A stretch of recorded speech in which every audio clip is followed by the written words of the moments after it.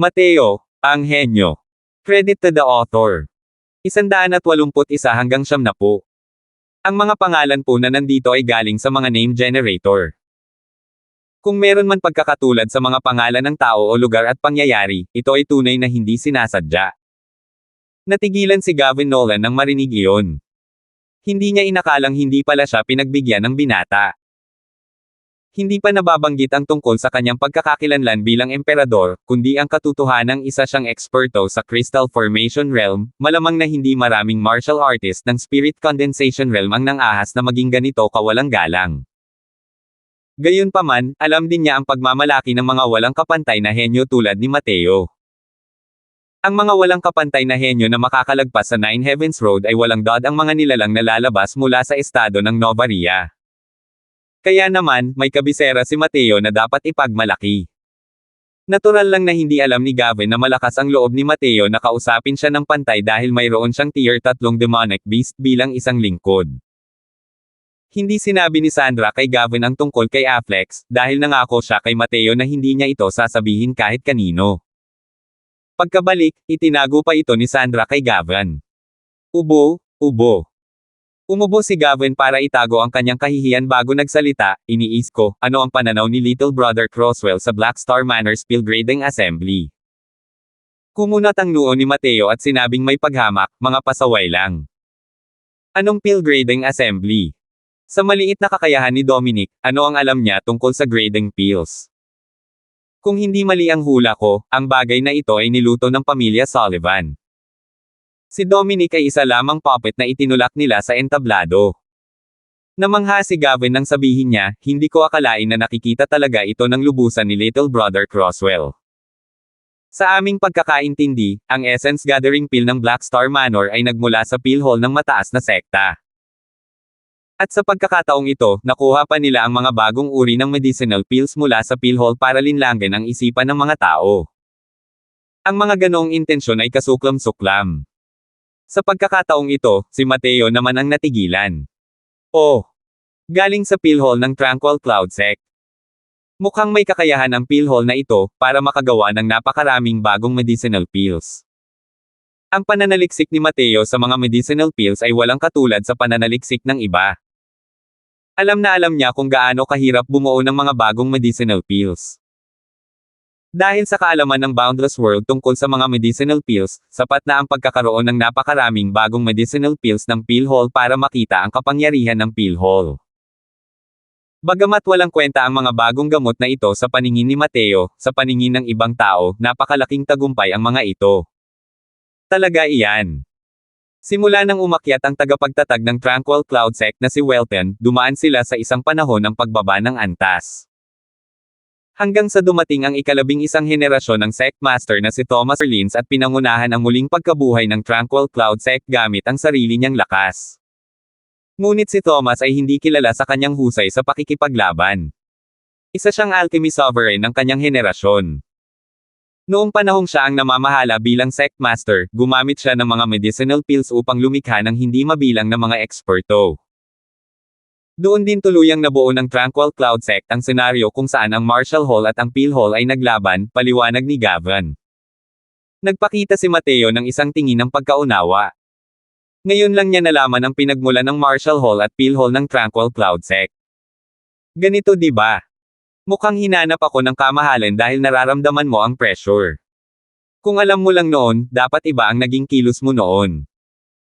Kung nalipol mo sana ang pamilya Sullivan kanina, hindi sana magkakaroon ng ganitong problema. Halos nahulaan din ni Mateo ang layunin ni Gavin sa pagpunta rito. Ngayon, ang Fragrant Medicine Pavilion na lang ang makakalaban ng Black Star Manor. Natural lang na hinanap ni Gavin si Mateo dahil gusto niyang hayaan ang pamilya Croswell na makipagtulungan sa pamilya Nolan para sirain ang Pill Grading Assembly sa pagkakataong ito. Napangiti si Gavin ng mapait at sinabing, sa tingin mo ba ay ayaw ko? Alam mo ba kung bakit nakakakuha ang pamilya Sullivan ng napakaraming gamot mula sa Pill Hall? Maaari kayang may mga taong nasa ibabaw ng pamilya Sullivan. Tumango si Gavin at sinabing, ang nakababatang kapatid ni Joaquin Sullivan ay ikinasal sa elder ng Pill Hall, si Miggy Orleans, 20 taon na ang nakalilipas. Kahit na may mga patakaran ng mataas na sekta na ang mga miyembro ng sekta ay hindi dapat makialam sa mga secular na gawain, madali pa rin para sa pamilya Orleans na tumulong sa pamilya Sullivan paminsan-minsan. Kung hindi, paano sa tingin mo naging unang elder ng disciplinary hall ng Central Academy si Luban? Kung hindi dahil sa kakulangan ng kanyang lakas, malamang matagal na sana nang kinuha ng pamilya Sullivan ang posisyon ng dean. Sa wakas ay napagtanto ni Mateo na napakaraming bagay na magkakaugnay sa pagitan. Hindi nakakapagtaka na kayang takpan ni Luban ang kalangitan gamit ang isang kamay sa loob ng akademya at walang nang-ahas na gumawa ng kahit anong ingay. Ang pamilya Sullivan ay may mga miyembro ng Tranquil Cloud Sect, kaya naman nagpigil ng takot si Gavin nitong mga nakaraang taon at hindi nang-ahas na salakayin ang pamilya Sullivan, na nagresulta sa pag-aalaga ng tigre sa sariling kapahamakan. Gayon din, hindi nakakapagtaka na ang mga tao ng pamilyang Nolan ay napakamapagkumbaba, at ipinaliwanag din ito kung bakit susuportahan ng pamilyang imperial si Henry upang makipaglaban kay Dominic. Sa totoo lang, napakaraming karma ang nakahalo sa loob.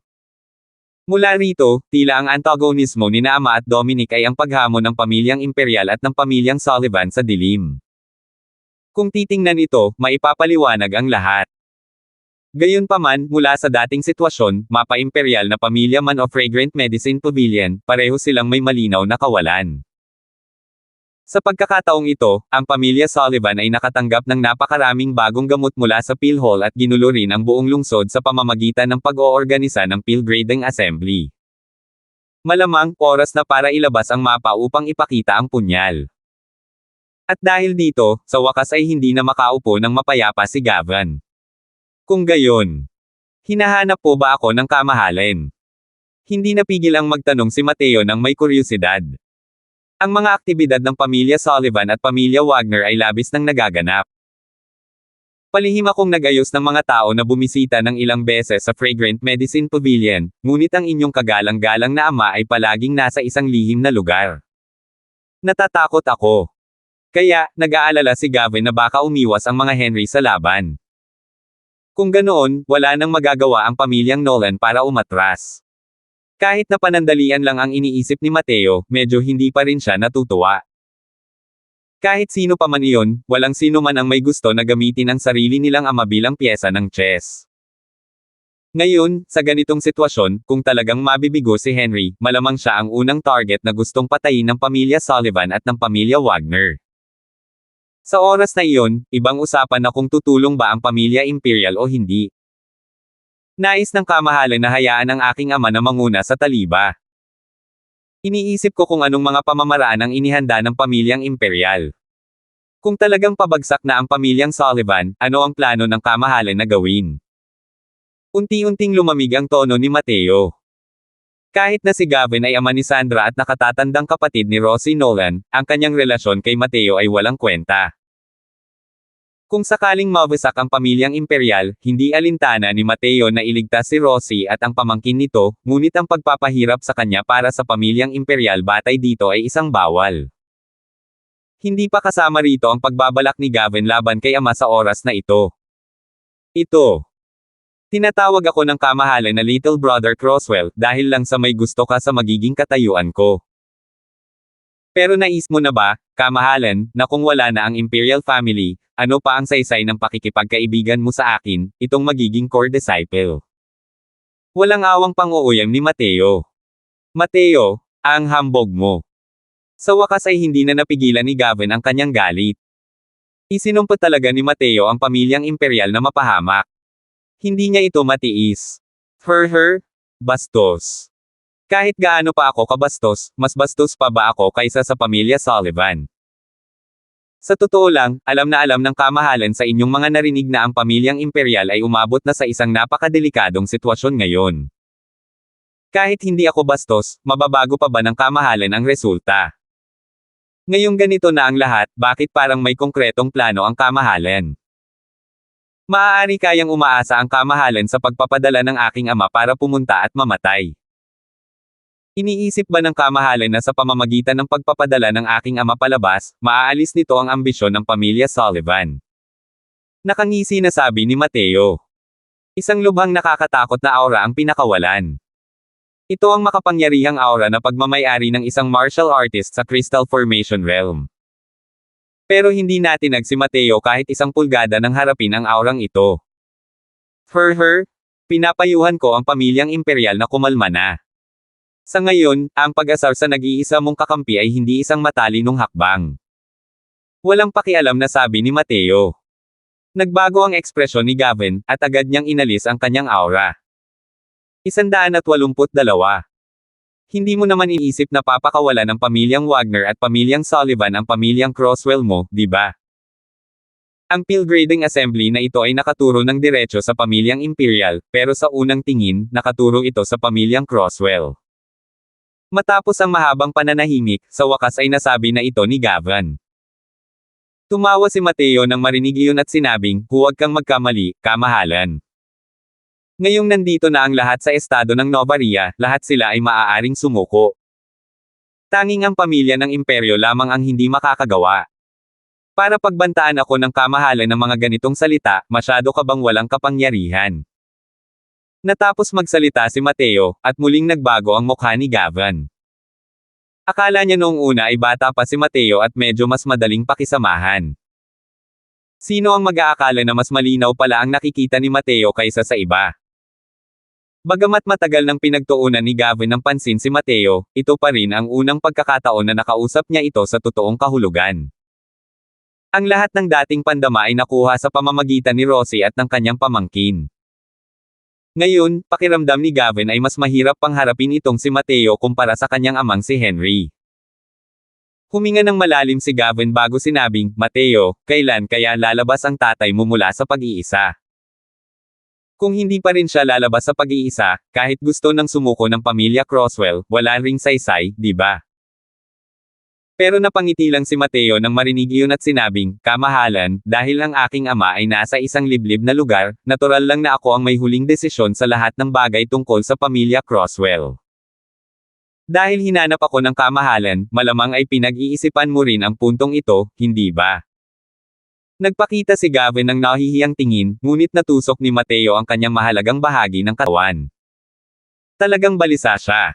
Hindi matagal na lumabas si Henry sa pag-iisa. Wala nang espasyo para sa pamilyang imperial. Nadatnan na lamang niya si Mateo na wala nang ibang pagpipilian, umaasang mapapaalis niya si Henry sa pag-iisa sa pamamagitan ni Mateo upang malutas ang agarang problema. Pero sino ang mag-aakala na mas mahirap palang kalabanan si Mateo kaysa sa inaakala niya? Huminga ng malalim si Gavin. Sa pagkakataong ito, sa wakas ay nailagay na niya si Mateo sa kapantay na posisyon para makipag-usap. Magsalita ka nga. Ano ang kahilingan ng pamilya Crosswell? Seryosong sabi ni Gavin. Haha, sa wakas ay nagpakita na rin ang katapatan ng kamahalan. Gayunpaman, wala nang ibang kahilingan ang aking pamilya Crosswell. Sa halip, maaari nating iregalo sa pamilya Nolan ang mga siglo ng kasaganaan.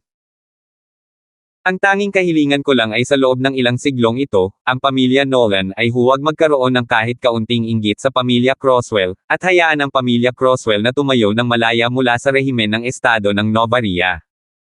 Malamig na sabi ni Mateo. Anong sabi mo? Hindi inakala ni Gavin na magtatanong si Mateo ng ganoon.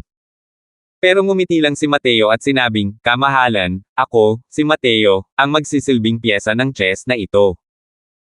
Ang Pilgrading Assembly ay walang iba kundi ang paghahanap ng kasikatan sa pamamagitan ng kalokohan para sa akin. Hindi lang ako makikipagtulungan sa pamilyang imperial para sirain ang Pilgrading Assembly, kundi makikipag-ugnayan din ako sa pamilyang imperial para lipulin ang pamilyang Wagner at ang pamilyang Sullivan.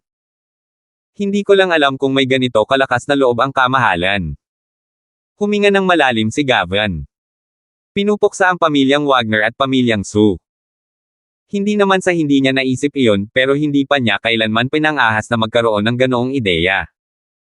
Ang pamilyang Orleans ng Tranquil Cloud Sect ay hindi isang angka ng pamilya na kayang sakta ng pamilyang Nolan. Hindi nangahas si Gavin na sumugal. Pero ngayon, direktang sinabi ni Mateo na sirain ang pamilya Sullivan. Ito. Bakit hindi mo hintayang makaalis ang tatay mo sa pag-iisa bago ka muling mag-usap? Kumunat ang noo ni Mateo. Labis niyang hinahamak ang determinasyon ni Gavin. Bilang emperador, paano siya naging ganito kalambot at kawalang tatag? Totoo na mayroong malakas na taga-suporta ang pamilya Sullivan, ngunit kung patuloy na susuko ang pamilya Nolan, sa huli ay gagawin lamang nitong walang kabusugan ang pamilya Sullivan. Hindi pa rin malinaw kay Gavin ang puntong ito hanggang ngayon. Bumantong hininga si Mateo at walang pakialam na sinabi, mukhang hindi pa rin sapat ang pagkakaintindi sa akin ng kamahalan, Mateo.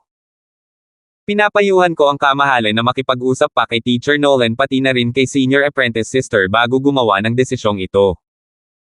Ito lang ang masasabi ko sa kamahalan, ang pag-aalinlangan ay palaging humahantong sa gulo. Pagkatapos, hindi na nagsalita pa si Mateo. Natural lang na natapos din ng ganoon ang usapang ito.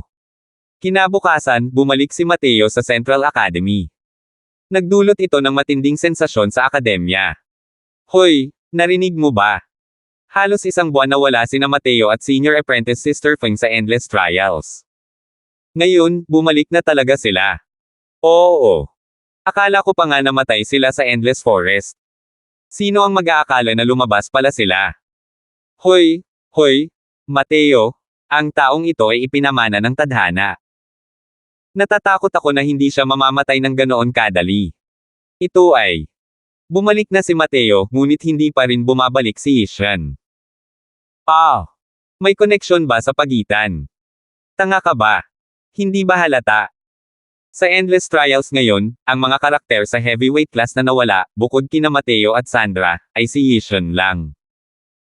At ngayon, sina Mateo at Senior Apprentice Sister Feng na lang ang bumalik.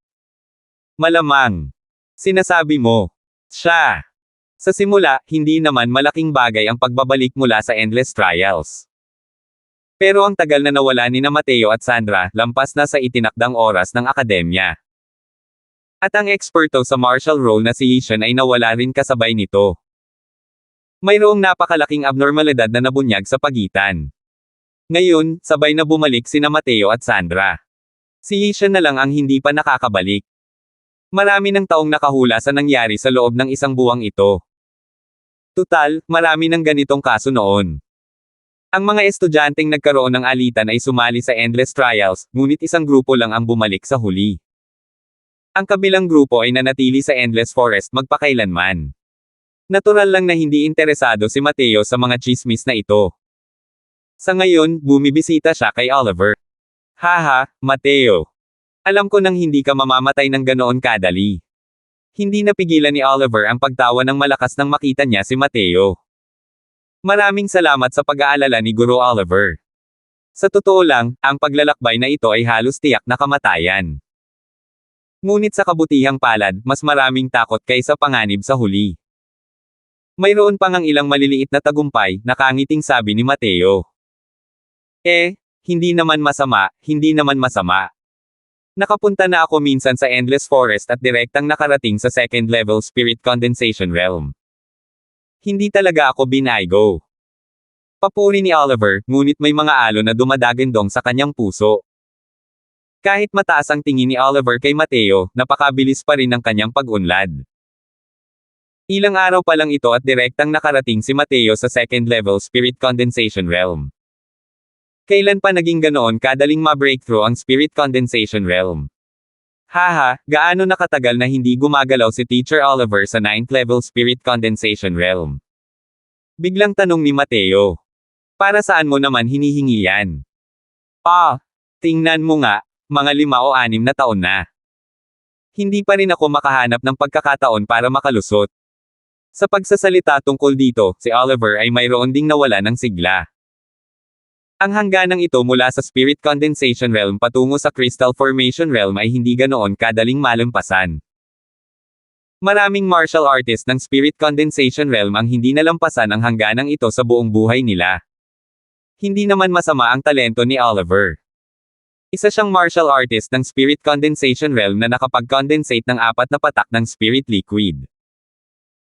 Pero ang pag-abot sa Crystal Formation Realm, imposibleng mangyari ito kung wala ang mahigit 10-20 taon ng akumulasyon. Ganoon din yun, di ba? Ilang porsyento ba ang kumpiyansa ni Teacher Oliver na makaabot sa Crystal Formation Realm ngayon? Tanong ni Mateo. Mas nagulat si Oliver. Pero sumagot pa rin siya. Nagbibiro ka ba, Mateo? Hindi pa nga ako nakakarating sa kalahating hakbang ng Crystal Formation Realm ngayon. Para makaabot sa Crystal Formation Realm, wala pa akong 10% na kumpiyansa. Ngumiti si Mateo at kumuha ng medicinal pill mula sa kanyang storage ring para kay Oliver, sabay sabing, Guru Oliver, ito ang Crystal Formation Pill na aking pinino. Maaari nitong pataasin ang tsansa na mabuo ang kristal ng 60%. Iniisip ko kung may kumpiyansa ba si Guru Oliver na makarating sa Crystal Formation Realm. Ano? 60%. Ikaw? Nagbibiro ka ba? Muntik nang mapatalon si Oliver. 183. 60% ang tsansa na makalusot. Tumingin si Oliver kay Mateo habang walang malay ang isip niya. Biglaan ang pagdating ng kaligayahan.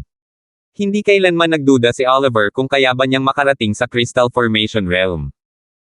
Ngunit nangyari iyon makalipas ang 20 taon. Pero ngayon, isang napakalaking sorpresa ang dala ni Mateo para sa kanya. Hindi talaga makapaniwala si Oliver. Gaano ba kalakas ang kutob ng isang medicinal pill na kayang magpataas ng tsansa na makaabot sa Crystal Formation Realm ng 60%? Noong una, akala ko kakailanganin ko ng kaunting oras bago ko matipon ang mga sangkap na ito ng Crystal Formation Pill. Hindi ko inakalang hindi ko sinasadyang nakuha ang mga pangunahing sangkap na kailangan para pinuhin ito sa paglalakbay na ito sa Endless Forest, kaya itinuloy ko na lang at pinino ito. Si Teacher Oliver ang aking tagapagligtas. Paano ko nagawang magbiro kay Teacher Oliver ng ganito? Nakangiting sabi ni Mateo. Pero, ang medicinal pill na ito ay isang tier 2 medicinal pill. Kahit ang mga high-rank alchemy masters ay hindi ito kayang pinuhin ng ganoon kadali, tama ba? Maaari kayang mayroon ka ng lakas na higit pa sa high-rank alchemy master. Biglang naisip ni Oliver ang isang bagay at nagulat na napasigaw. Masyado lang talaga itong pinag-iisipan ni Oliver. Isa itong bagay na imposibleng mapino ng mga high-rank alchemy masters ang Crystal Formation Pill. Kalimutan mo na ang mga high-rank na alchemy masters, imposibleng pinuhin ang Crystal Formation Pill kahit para sa mga high-rank na alchemy grandmaster. Ang kasalimuotan ng pagpipino ng Crystal Formation Pill ay lampas sa pangunawa ng mga alchemy grandmaster ng estado ng Novaria. Kahit na ipares ni Mateo ang mga sangkap para sa kanilang pagpipino, hindi rin nila ito mapipino. Doon. Hindi naman ako nahihirapan sa tier 2 medicinal pills, sabi ni Mateo. Hindi siya nagyayabang kundi nagsasabi lang ng totoo. Ang lakas ng kaluluwa ni Mateo ay umabot na sa antas ng isang middle rank alchemy master. Kasama ang antas ng refining method tulad ng yin-yang separation flow technique, ang pag-refine ng tier 2 medicinal pills ay hindi naman talaga problema para sa kanya. Hindi mapigil ang gumalaw ang bibig ni Oliver. Nakakamangha talaga ang batang ito. Nasa second level spirit condensation realm pa lang, at sinabi niya na walang problema sa tier 2 medicinal pills. Ano kaya ang mararamdaman ng Dean kapag narinig niya ito? Dahan daw ang hinaplos ni Oliver ang bote ng gamot na ibinigay sa kanya ni Mateo at natahimik. Pero mula sa bahagyang nanginginig niyang katawan, makikita kung gaano siya kabalisa sa loob. Hindi rin siya pinilit ni Mateo. Hinintay lang niya na kumalma ng tahimik si Oliver. Alam din niya kung gaano kalaki ang epekto ng Crystal Formation Pill kay Oliver. Pagkatapos ng mahabang panahon, huminga ng malalim si Oliver, saka ibinalik ang bote ng gamot kay Mateo, sabay sabing, Mateo, mabuti pang inumin mo na itong gamot na ito. Bahagyang natigilan at medyo naguluhan si Mateo. Hindi kaya't walang tiwala si Guru Oliver kay Mateo. Kinamayan ni Oliver ang kanyang kamay at sinabing, paano ka hindi mapagkakatiwalaan ng guro? Napakahalaga lang talaga ng medicinal pill na ito. Hindi ko ito matatanggap. Sa tingin ko, base sa bilis ng iyong pag-unlad, ang pag-abot sa peak 9th level spirit condensation realm ay nasa loob lamang ng 1 taon. Mas mabuting itago mo ang medicinal pill na ito para sa sarili mong gamit. Mas kailangan mo ito kaysa sa akin. Hindi inaasahan ni Mateo na sasabihin ni Oliver ang ganito. Nakaramdam siya ng matinding antok sa puso niya. Para sa mga martial artist ng Divine Realm, maaaring hindi gaanong maituturing ang Crystal Formation Realm. Ngunit matagal nang nanatili si Mateo sa estado ng Novaria. Lubos niyang naiintindihan kung ano ang kahulugan ng Crystal Formation Realm para sa mga martial artist ng Spirit Condensation Realm. Pero handa naman talagang isuko ni Oliver ang pagkakataong maging isang Crystal Formation Realm martial artist para sa kanya. Gaano ba kalaking determinasyon ang kailangan para maalis ang tukso na makapunta sa Crystal Formation Realm? Muling itinulak ni Mateo ang bote kay Oliver, sabay ngiti, masyadong nag-aalala si Teacher Oliver. Hindi kasing halaga ng iniisip mo ang Crystal Formation Pill na ito. Marami ako kahit gaano ko kagusto. Kumain ka kahit gaano karami ang gusto mo. Mateo, hindi mo naman sinasadyang sabihin yan para lang tanggapin ko itong gamot na to, di ba? Hindi makapaniwalang sabi ni Oliver. Walang magawa si Mateo at kumuha ng 2 pang bote ng gamot. Ang mga tabletang panggamot sa loob ng mga bote ay pawang mga Crystal Formation Pills, na ikinagulat ni Oliver hanggang sa maiwang nakanganga itong muli. Maaari bang maramihang gawin ng isang Pildores na nakapagpapagaling na kahanga-hanga ang ganito kalaking halaga? Ang mga pamamaraan ng batang ito ay talagang hindi ka panipaniwala. Sige. Dahil ganoon nga, tatanggapin ko na. Gayunpaman, ang Crystal Formation Pill na ito ay masyadong kakilakilabot. Kailangan mong itago ng mabuti ang sikretong ito at mag-ingat na huwag malaman ng iba. Hindi mapagpanggap si Oliver. Nasabi na ito ni Mateo hanggang sa ganito, natural lang na hindi na niya ito tatanggihan pa. Sa halip binigyan niya ng paalala si Mateo. Siyempre naman.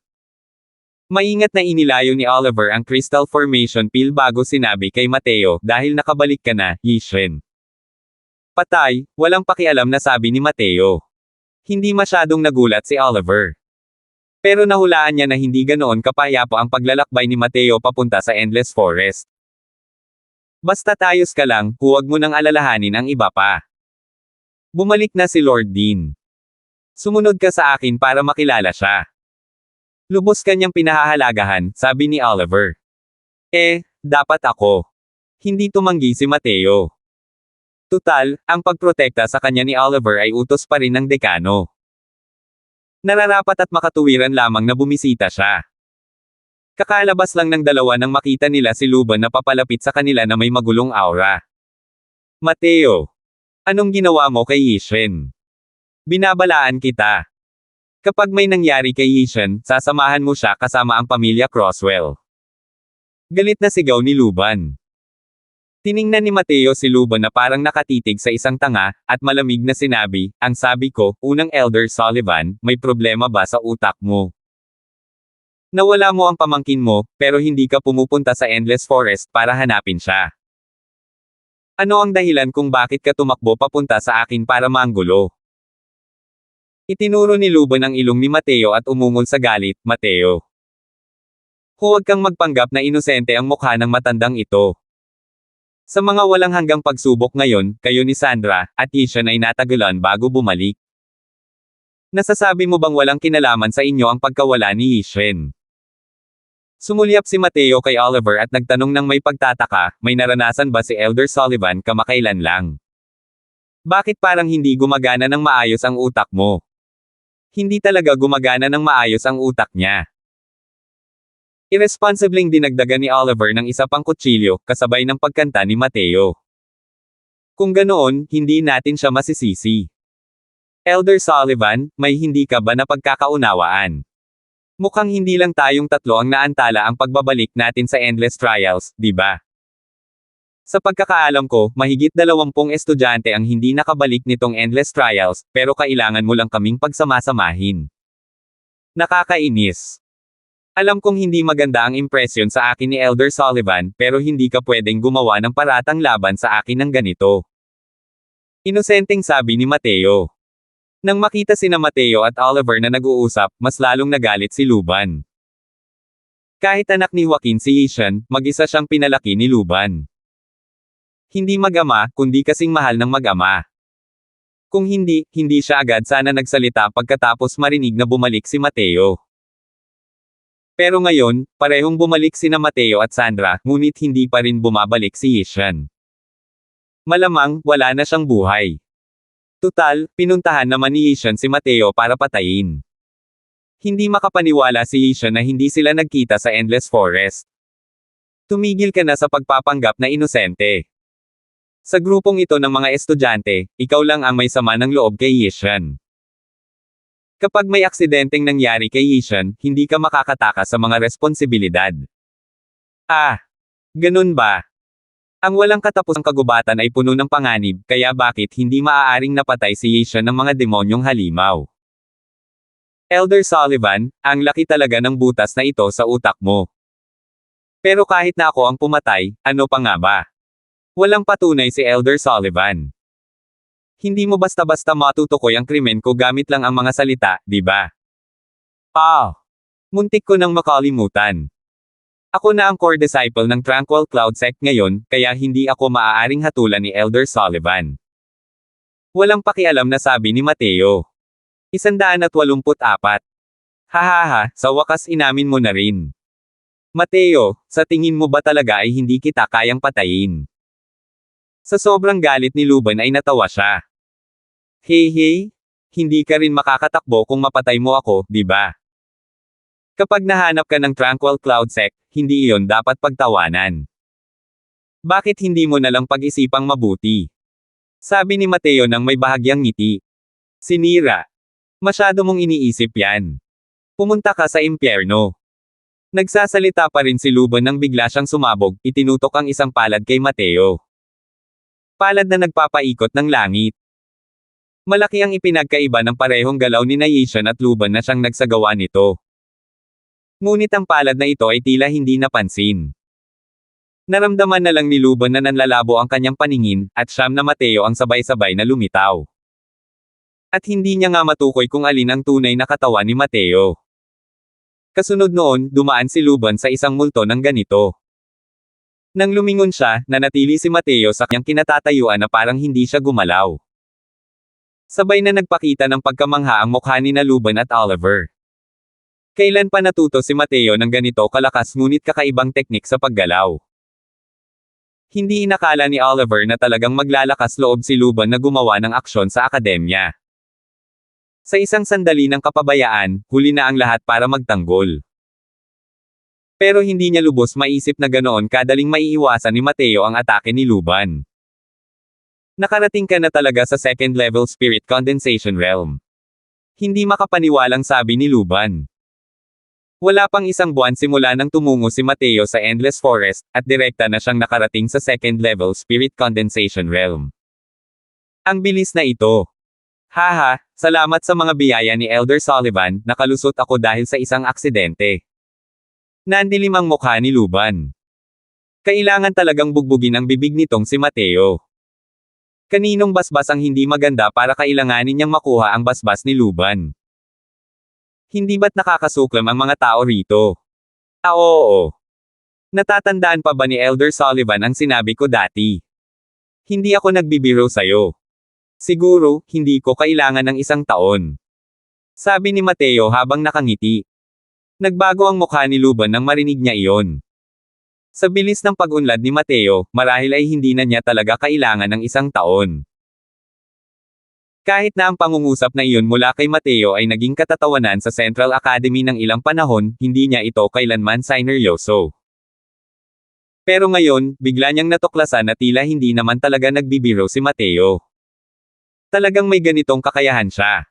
Humph! Kung gayon, kailangan mo ring mabuhay muna ng 1 taon. Malapit nang bumagsak si Henry ngayon. Sa tingin mo ba ay may pagkakataon ka pa? Malamig na sabi ni Luban nang may malamig na ngisi. Ganoon ba? Sa tingin ko, mas mabuting ipagmalaki ito ni Elder Sullivan sa harap ko matapos bumagsak sa kapangyarihan ng aking ama. Kung hindi, sasampalin ko ulit ang mukha mo. Kahit na nabulok na ang mukha mo dahil sa akin, ayos lang sa akin na sampelan pa ito ulit para lalong gumuho, mahinahong sabi ni Mateo. Ikaw. Muntik nang mamatay sa sukal si Luban. Hindi nanina si Mateo kay Luban. Tumalikod siya at umalis kasama si Oliver. Habang pinagmamasdan ng likuran ni Mateo, halos magliyab ang mga mata ni Luban. Pero lumaki na ng husto si Mateo, at mayroon pa siyang Oliver sa tabi niya. Hindi niya talaga kayang pigilan si Mateo. Kahit na napakalakas ng pamilya Sullivan, hindi ito ganoon kalakas para masakop nila ang kalangitan gamit ang isang kamay sa Central Academy. Mateo, hindi ko inakalang pagkatapos mong makilahok sa endless trials ngayon parang ipinanganak kang muli pagkatapos mong bumalik. Yung galaw na yun ngayon lang, kahit na makalaban ko pa yan, hindi ko rin alam kung ano ang gagawin ko. Gulat na sabi ni Oliver. Nadama ni Oliver na hindi lamang itinaas ni Mateo ang kanyang cultivation realm, kundi mas lumakas din ang kanyang kapangyarihan. Bagamat nasa second level spirit condensation realm pa lamang siya ngayon, malamang ay hindi pa rin mababa ang lakas niya kumpara kay Terry. Medyo inaabangan ni Oliver ang laban sa pagitan ng dalawang pinakamagaling na henyo ng Central Academy ng estado ng Novaria. Haha, maituturing na may kaunting pakinabang ako siguro. Hindi rin masyadong makapagbahagi si Mateo at nagawa lang niyang gawing malabo ang mga sinasabi niya. Sa katunayan, ang pinakamalaking pakinabang niya sa paglalakbay na ito sa Endless Forest ay ang Medicine God Soul Cannon pa rin. Hindi niya lang talaga maintindihan ang mga gininto ang salitang iyon sa maikling panahon. Kaya naman, ang Medicine God Soul Cannon na ito ay hindi naging kapaki-pakinabang kay Mateo sa ngayon. Magkasabay na naglakbay ang dalawa at hindi nagtagal ay nakarating sila sa tirahan ni Jovan. Lord Dean, bumalik na si Mateo. Dinala ko siya rito para magbigay-pugay sa iyo, magalang na sabi ni Oliver sa labas ng pinto. Pumasok ka. Itinulak ni na Oliver at Mateo ang pinto at pumasok nang marinig nila iyon. Pagpasok nila, natuklasan nilang may iba pang tao sa loob ng bahay. Isang matandang lalaki ang nakaupo sa tapat ni Jovan, na nagbibigay sa mga tao ng di masukat na pakiramdam. May isang binata na nakatayo sa tabi ng matandang lalaki. Mga 18 o 19 na taong gulang lamang, ngunit mayroon ng cultivation sa 8th level spirit condensation realm. Para siyang isang crane na nakatayo sa gitna ng mga manok sa edad na ito kapag nasa Central Academy. Kahit si Terry ay walang makakapantay. Haha, Mateo. Nagkataon lang. Magpapadala na sana ako ng tao para tawagin kayo ni Terry, pero nauna kayong dumating. Dali, pumunta kayo rito at magbigay-pugay kay Lord Envoy Gian. Agad na tumawa si Jovan nang makita niya si Mateo. Napakalinaw na matagal nang alam ni Jovan ang tungkol sa pagbabalik ni Mateo sa akademya. Nagbibigay-pugay si Junior Mateo kay Lord Gian. Hindi masyadong nagsalita si Mateo at nagbigay ng saludo kay Gian. Ang instructor ng akademya na si Oliver ay nagbibigay-pugay kay Lord Envoy. Nagbago ang mukha ni Oliver nang marinig iyon at lumapit upang magbigay ng magalang na yumuyuko. Bahagyang sumulyap si Gian kay Mateo at sinabing, "En. Ikaw ba yung estudyanteng nakalusot sa Nine Heavens Road na may lakas na Essence Tree Realm?" "Ito mismo ang junior na ito," sabi ni Mateo. Hindi ko alam kung bakit, pero pakiramdam ni Mateo ay medyo kakaiba ang ekspresyon ng mensaherong ito habang nakatingin sa kanya, na para bang hindi talaga siya nito gusto. Dapat ay galing sa Tranquil Cloud Sect ang matandang ito. Mukhang wala naman siyang kakilala, di ba? Hindi malaman ni Mateo kung saan niya nagawang magkasala sa matandang ito. Ang ekspresyon ng binata sa tabi ng matanda ay puno rin ng paghamak ng tumingin sa kanya. Nakakalito. Nakakalito. Haha, ang taong ito sa tabi ni Lord Gian ay tiyak na maipagmamalaki niyang disipulo, si Henry. Huwag mong tingnan ang kanyang kabataan, hindi lang dahil naabot niya ang 8th level spirit condensation realm sa martial path, isa na rin siyang high rank alchemy master. Isa siyang henyo na mas dakila pa kaysa sa iyong teacher Feng. Siya ang magiging senior apprentice brother ninyo ni Terry sa hinaharap. Dapat kayong magsikap na maging mas malapit, puri ni Jovan. Dahil pinupuri ni Jovan, ang mukha ni Henry ay nagpakita ng kaunting tuwa, ngunit naitago ito ng maayos. Gayunpaman, nakita iyon ni Mateo at hindi niya napigil ang manghusga sa kanyang puso. Batay lamang sa disposisyong ito, wala itong saysay gaano man kataas ang kanyang cultivation realm. Mukhang ang mga miyembro ng sektang ito ay may mataas at mataas na pananaw pagdating sa sekular na mundo. Hindi napigilan ni Mateo ang sulyap kay Oliver. Nang makitang wala itong reaksyon at tila pakiramdam niya ay natural lang iyon, hindi niya napigil ang mapabuntong hininga ng palihim. Gayunpaman, labis na hinahamak ni Mateo ang ganoong saloobin. Nakinig si Mateo sa pagpapakilala ni Joven habang mukhang kalmado sa panlabas. Ngunit walang tigil ang pagpuna niya sa kanyang puso. Anong klaseng henyo ang itinuring niya? Kailan pa naging ganap na walang kwenta ang mga henyo? Pero sa harap ni Joven, malinaw na walang ipapakita si Mateo. Pinagsalikop lang niya ang kanyang mga kamay at sinabing, nakita ko na si Senior Apprentice Brother Yang.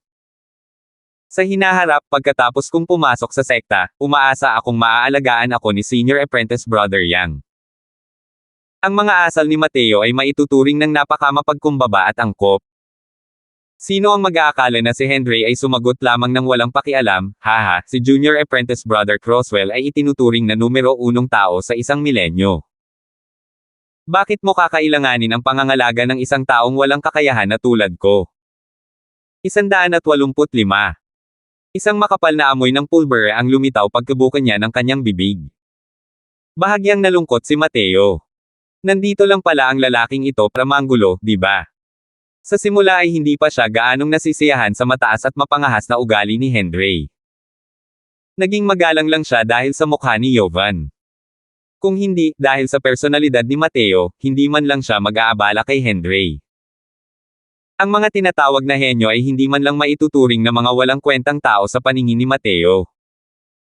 Kaya alam ni Senior Apprentice Brother Yang na pangkaraniwan lang siya, di ba? Mukhang malinaw pa rin ang tingin mo sa sarili mo. Nag-aalala ako na medyo nadadala si Senior Apprentice Brother Yang matapos siyang purihin ng sobra ng mga tao. Dahil hindi nagpahalata ang kabilang panig, malinaw na hindi kailangang maging magalang si Mateo. Humph! Ang tinaguriang numero 1 tao sa isang milenyo ay pinupuri lamang ng ilang mga ignorante sa sekular na mundo. Ang mga sumugod na dumaan sa Nine Heavens Road, isang sunggab lang sa Tranquil Cloud Sect at marami ka nang makukuha. Tanging ang panlabas na sekta ang magpapasensationalize sa stunt na ito. Sa harap ng pangungutya ni Mateo, hindi ito nasaktan ni Henry Yang at sinunggaban siya nito ng sunod-sunod na suntok. Nagkibit-balikat si Mateo at sinabing, wala akong pakialam kung sino ang magiging numero 1 sa isang milenyo. Tanging ang mga taong may katamtamang talento lamang ang mag-iisip ng ganitong bagay. Sa bawat katamtamang talento, na sinabi ni Mateo ng malakas, naiirite si Henry sa patuloy na pag-uulit nito sa kanyang puso. Medyo sarkastiko pa lang siya kay Mateo ngayon. Pero hindi niya inakalang aatake si Mateo nang walang tigil mula sa isang kalampag ng kanyang baluti. Paulit-ulit na sinasabi ni Junior Apprentice Brother Croswell na pangkaraniwan lang. Iniisip ko kung maglalakas loob ka bang makipagkompetensya sa akin, sa ganitong katangi tanging talento. Gusto kong tanungin kung anong klaseng henyo ang sinasabing numero 1 tao sa loob ng 1,000 taon. Ang pagiging mapagmataas ni Henry ay dahil sigurado siyang hindi maglalakas loob si Mateo na sagutin ang hamon. Siya ay nasa 8th level Spirit Condensation Realm at High Rank Alchemy Master. Ibang-iba ang antas kay Mateo. Kung tatangkain ni Mateo na tanggapin ang hamon, hindi siya magiging isang henyo, kundi 100% tanga. Magsasalita na sana si Mateo nang magsalita si Joven sa tabi, huwag kang maging bastos, Mateo. Si Lord Gian Hayes ang elder ng Philhall ng mataas na sekta. Ang paglalakbay na ito para sa kanya at kay Henry ay para lamang dalhin kayo ni Terry sa sekta. Pagkatapos, humarap siyang muli kay Gian, at sinabing, bata at agresibo si Mateo. Ipagdasal mo na hindi magdamdam si Panginoong Gian. Dahil sa pagsaway ni Joven, hindi umimik si Mateo. Alam niyang si Joven ito na nagpapaalala sa kanya na ang paglalakbay patungo sa Tranquil Cloud Sect ay kailangang dumaan sa kanilang dalawa at hindi sila maaaring masaktan. Walang sinabi si Gian. Walang pakialam na sinabi niya, ang mga bagay-bagay ng mga kabataan, hayaan na lang nila itong ayusin. Tayong mga matatanda ay hindi dapat makialam. Mas mataas ang katayuan ni Gian sa Tranquil Cloud Sect kaysa sa kanya. Dahil sinabi niya iyon, malinaw na hindi masyadong nakapagsalita si Joven. Medyo nainess lang siya. Natural lang na alam niya kung bakit tina-target ni Gian si Mateo. Pero hindi niya inakalang magiging ganoon kaalata ang gagawin niya, kung saan agad niyang pinababa si Mateo pagkatapos niyang dumating. Si Gian ay isang alchemist mula sa linya ng pamilyang Orleans. Mayroon siyang napakagandang relasyon kay Miggy. Agad na naramdaman ni Joven na may kakaiba nang makita niya itong nagsisilbing sugo. Hindi inisip ni Joven na nagkataon lang na ipinadala ng sekta si Gian. Tunay ngang nagsimula ang amoy ng pulbere pagpasok mismo ni Mateo. Noong una, nagkukunwari pa rin siyang kompromiso, umaasang bibigyan siya ni Gian ng ganitong mukha. Sino ang mag-aakala na ang magaan na pangungusap ni Gian ay direktang magpapasikip sa kanyang sikmura na puno ng mga salita. Talagang sumusobra na ang isang matanda at isang binata. Ang isang 8th level spirit condensation realm ay talagang nakapagpagalit sa isang 2nd level spirit condensation realm. Talagang walang hiya ito. Kahit na ito ang unang pakikipag-ugnayan ni Joven kay Mateo, matagal na niyang narinig ang lahat ng ginawa nito. Alam niyang ang punk na ito ay tiyak na hindi isang masunuring bata. Maaaring tanggapin na lang niya ang pang-aasar.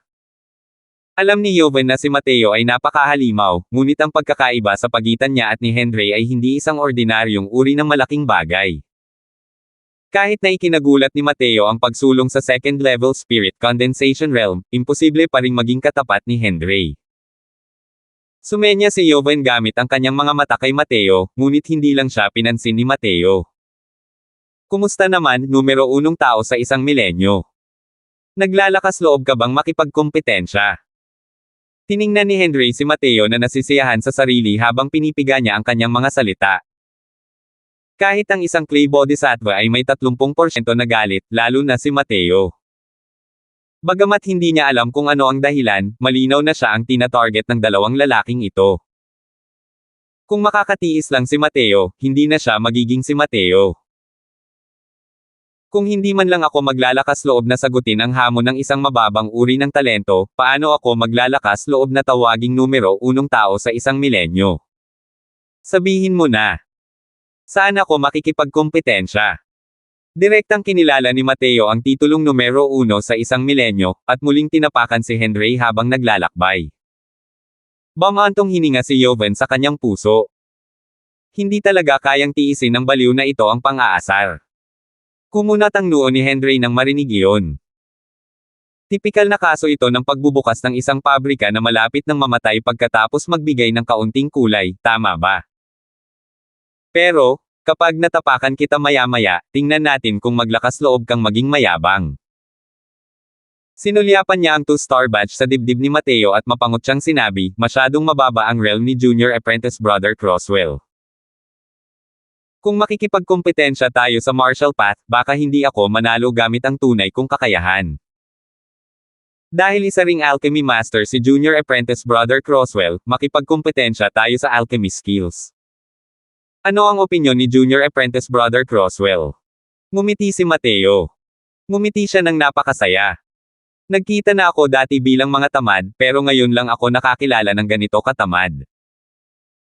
Hindi pinapansin ang matinding bentahe ng cultivation realm at kinailangan ko lang pumili ng isang bagay tungkol sa alchemy skills. Mukhang ang lalaking ito ay lubos na kumpiyansa sa kanyang alchemy skills. Pero, naghahanap ng isang emperador ng alchemy para makipagkompetensya sa mga kasanayan sa alchemy. Paano nagkaroon ng lakas ng loob si Henry na isipin iyon? Walang sinabi si Oliver simula nang pumasok sa bahay. Wala rin siyang ekspresyon ngayon, pero tuwang-tuwa siya na may mga bulaklak na namumukadkad sa kanyang puso. Hinanap talaga ng ugok na ito si Mateo para makipagkompetensya sa alchemy skills. Hindi ba't hinihingi niya iyon? Kung bago pa man dumating si Mateo para hanapin siya, wala talaga siyang gaanong tiwala kay Mateo. Pero ngayon, gusto na gusto niyang makita ang nakakaakit na ekspresyon sa mukha ni Henry maya-maya. Bagamat walang kaalam-alam si Oliver tungkol sa alchemy, alam niyang ang crystal formation pill ay tiyak na hindi isang ordinaryong tier 2 medicinal pill. Kahit ang mga high-rank na alchemy masters ay malamang na mahihirapan itong pinuhin. Si Henry ay nakikipagkompetensya sa mga kasanayan sa alchemy kay Mateo na kayang pinuhin ang crystal formation pills. Kung hindi ito paghingi ng bugbog, ano nga ba ang ibig sabihin nito? Hindi alam kung bakit, nang makita niya ang ngiti ni Mateo, nakaramdam si Henry ng matinding pagkadismaya sa kanyang puso. Ano? Junior Apprentice Brother Crosswell, ayaw makipagkompetensya. Kung ayaw mong makipagkompetensya, kalimutan mo na lang. Pero, pagkatapos mong makapasok sa sekta, kailangan mo lang lumakad palayo sa akin, iyon lang. Maganda ang ideyang iyan. Paano kung ganito, kung sino man sa atin ang manalo, kailangan nating lingunin ang kabilang panig kapag nakita nila ito. Paano? Ang kamangmangan ay tunay na kaligayahan. Sige, pangako ko sa iyo. Sabi ni Henry na puno ng tiwala sa sarili. Sige, ikaw na ang bahala. Saan ka makikipagkompetensya? Tanong ni Mateo. Ang pagkontrol sa apoy ay ang pundasyon para sa mga alchemist at isa ring mahalagang pamantayan upang masukat ang mga kasanayan sa alchemy. Tulad nito, kumuha tayo ng bawat sangkap agad-agad at makipagkompetensya sa pagkontrol ng apoy. Ano ang opinyon ni Junior Apprentice Brother Croswell? Gaya ng sinabi niya, itinuro ni Henry ang nagliliwanag na apoy sa panloob na dingding ng bahay. Ang nagliliwanag na apoy ay isang uri ng apoy sa lupa. Dahil mas maganda ang liwanag nito, karaniwan itong ginagamit upang magbigay liwanag. Ang mga alchemy apprentice ay walang mataas na kinakailangan sa pagkontrol ng apoy dahil sa kakulangan ng lakas ng kaluluwa. Ngunit kapag naabot na ng isang tao ang Alchemy Master Realm, ang kanilang mga kasanayan sa alchemy ay maituturing na nalampasan na ang rudimentary threshold. Napakataas din ng kinakailangan sa pagkontrol ng apoy. Nakita ni Henry na si Mateo ay isang mababang ranggo na alchemy master lamang, kaya napagpasyahan niyang hindi pa katagal niya naranasan ang pagkontrol ng apoy at malamang ay mahina na siya pagdating sa pagkontrol ng apoy. Sinasadya nitong pahirapan ang mga bagay-bagay para kay Mateo. Ang hindi niya alam ay hindi lang pala marunong maglaro ng apoy si Mateo, mayroon pang ang cleansing sandal sacred flame sa loob ng katawan niya. 186. Mukhang lubos na kumpiyansa si Senior Apprentice Brother Yang sa kontrol mo sa apoy. Sige, makipagkompetensya ka na sa pagkontrol ng apoy. Sige lang, Senior Apprentice Brother Yang, sabi ni Mateo habang nakangiti. Ngumiti ka nga, ngumiti ka nga. Maya-maya, titignan ko kung kaya mong ngumiti pa. Malamig na sabi ni Henry sa loob-loob niya. Kung ikukumpara ang pangkalahatang kakayahan sa kasanayan sa alchemy, marahil siya, si Henry, ay hindi itinuturing na kahanga-hanga sa mga pangunahing disipulo ng sekta. Pero kapag nakikipagkompetensya sa pagkontrol ng apoy, maaari siyang mapabilang sa top 20. Tiyak na hindi maintindihan ng batang taga-probinsya na ito kung anong klaseng konsepto ang top 20. Ang mga henyo ng Tranquil Cloud Sect ay hindi maihahambing sa isang panlabas na sekta lamang. Tulad niya, si Henry ay isa lamang maliit na bahagi ng buong sekta dahil sa kanyang mahusay na talento. Ang mga kasamahan sa PhilHall ay mas lalong nagiging halimaw isa-isa. Ang mapabilang sa top 20 sa aspeto ng pagkontrol ng apoy, maipagmamalaki na talaga ni Henry. Magmasid kang mabuti. Ngayon, hahayaan kitang masaksihan, isang polaka sa balon, ang tinatawag na pagkontrol ng apoy. Habang nagsasalita, pumunta si Henry sa harap ng nagliliwanag na apoy at sinenyasan gamit ang dalawang daliri. Ang apoy ay direktang humiwalay sa parol at sumunod sa daliri ni Henry habang ito ay sumasayaw sa hangin, na mukhang lubhang nakasisilaw. Gumawa si Henry ng mga selyo gamit ang dalawang kamay at ang nagliliwanag na apoy ay nagpalit-palit sa isang manipis at mahabang dragon na apoy na mulupot sa kanya, mukhang napakamasunurin. Ang galaw na ito ay natapos ng napakaganda, na nagbigay sa mga tao ng pakiramdam na ito ay lubos na kaaya-aya sa mga mata. Bigla, sinenyasan ni Henry gamit ang dulo ng kanyang daliri. Lumipad palabas ang dragong apoy mula sa hangganan sa paligid ng kanyang katawan at sumugod diretso kay Mateo. Pinanood lang ni Mateo ang pagganap ni Henry nang may bahagyang ngiti at walang kahit kaunting balak na kumilos. Isang bakas ng malamig na ngiti ang sumilay sa sulok ng labi ni Henry. Nahaharap na siya sa isang nalalapit na krisis, at naroon pa rin si Mateo na nagkukunwaring kalmado. Bagamat hindi malakas ang lakas ng illuminating fire at hindi magdudulot ng malubhang pinsala kay Mateo, sapat na ito para magmukha siyang maalikabok at marumi. Para bang nakita na ni Henry ang hitsura ni Mateo na parang ulong nasusunog sa uling. Ngunit ng ilang pulgada na lamang ang layo ng dragong apoy mula sa mukha ni Mateo, bigla itong nagsimulang tumalon-talon. Nagbago ang mukha ni Henry. Tila sinusubukang kumawala ng dragong apoy na ito mula sa kanyang pagkakagapos at nabalisa. Simula nang umabot sa large success ang kanyang fire control technique, hindi pa siya nakakaranas ng ganitong sitwasyon. Ang nagliliwanag na apoy ang pinakakaraniwang apoy sa lupa. Hindi ito naging sanhi ng anumang problema kay Henry. Paano lumitaw ang isang sitwasyon kung saan ito ay kumakawala sa kontrol? Maaari kayang si Mateo ang gumagawa ng kalokohan. Pero wala kahit kaunting alo ng enerhiya ng asensya mula sa kanyang katawan. Nakakakita ng mga multo. Isa. Malinaw na hindi hahayaang makawala ni Henry ang illuminating fire sa kanyang kontrol. Nagngingit-ngit siya at pinataas ang essence energy para itulak ito. Ngunit parang matigas ang ulo ng illuminating fire sa kanya dahil ayaw nitong gumalaw kahit kalahating hakbang pa man anuman ang mangyari. Muling pinalakas ni Henry ang kanyang lakas. Sino ang mag-aakala na ang tila matalinong hakbang ay magiging isang kalokohan? Kasabay ng isang malakas na suntok, ang nagliliwanag na apoy ay kumari pa pabalik kay Henry. Napatalon sa takot si Henry sa pangyayaring ito at dali-daling sumugod gamit ang kanyang mga fire controlling seal.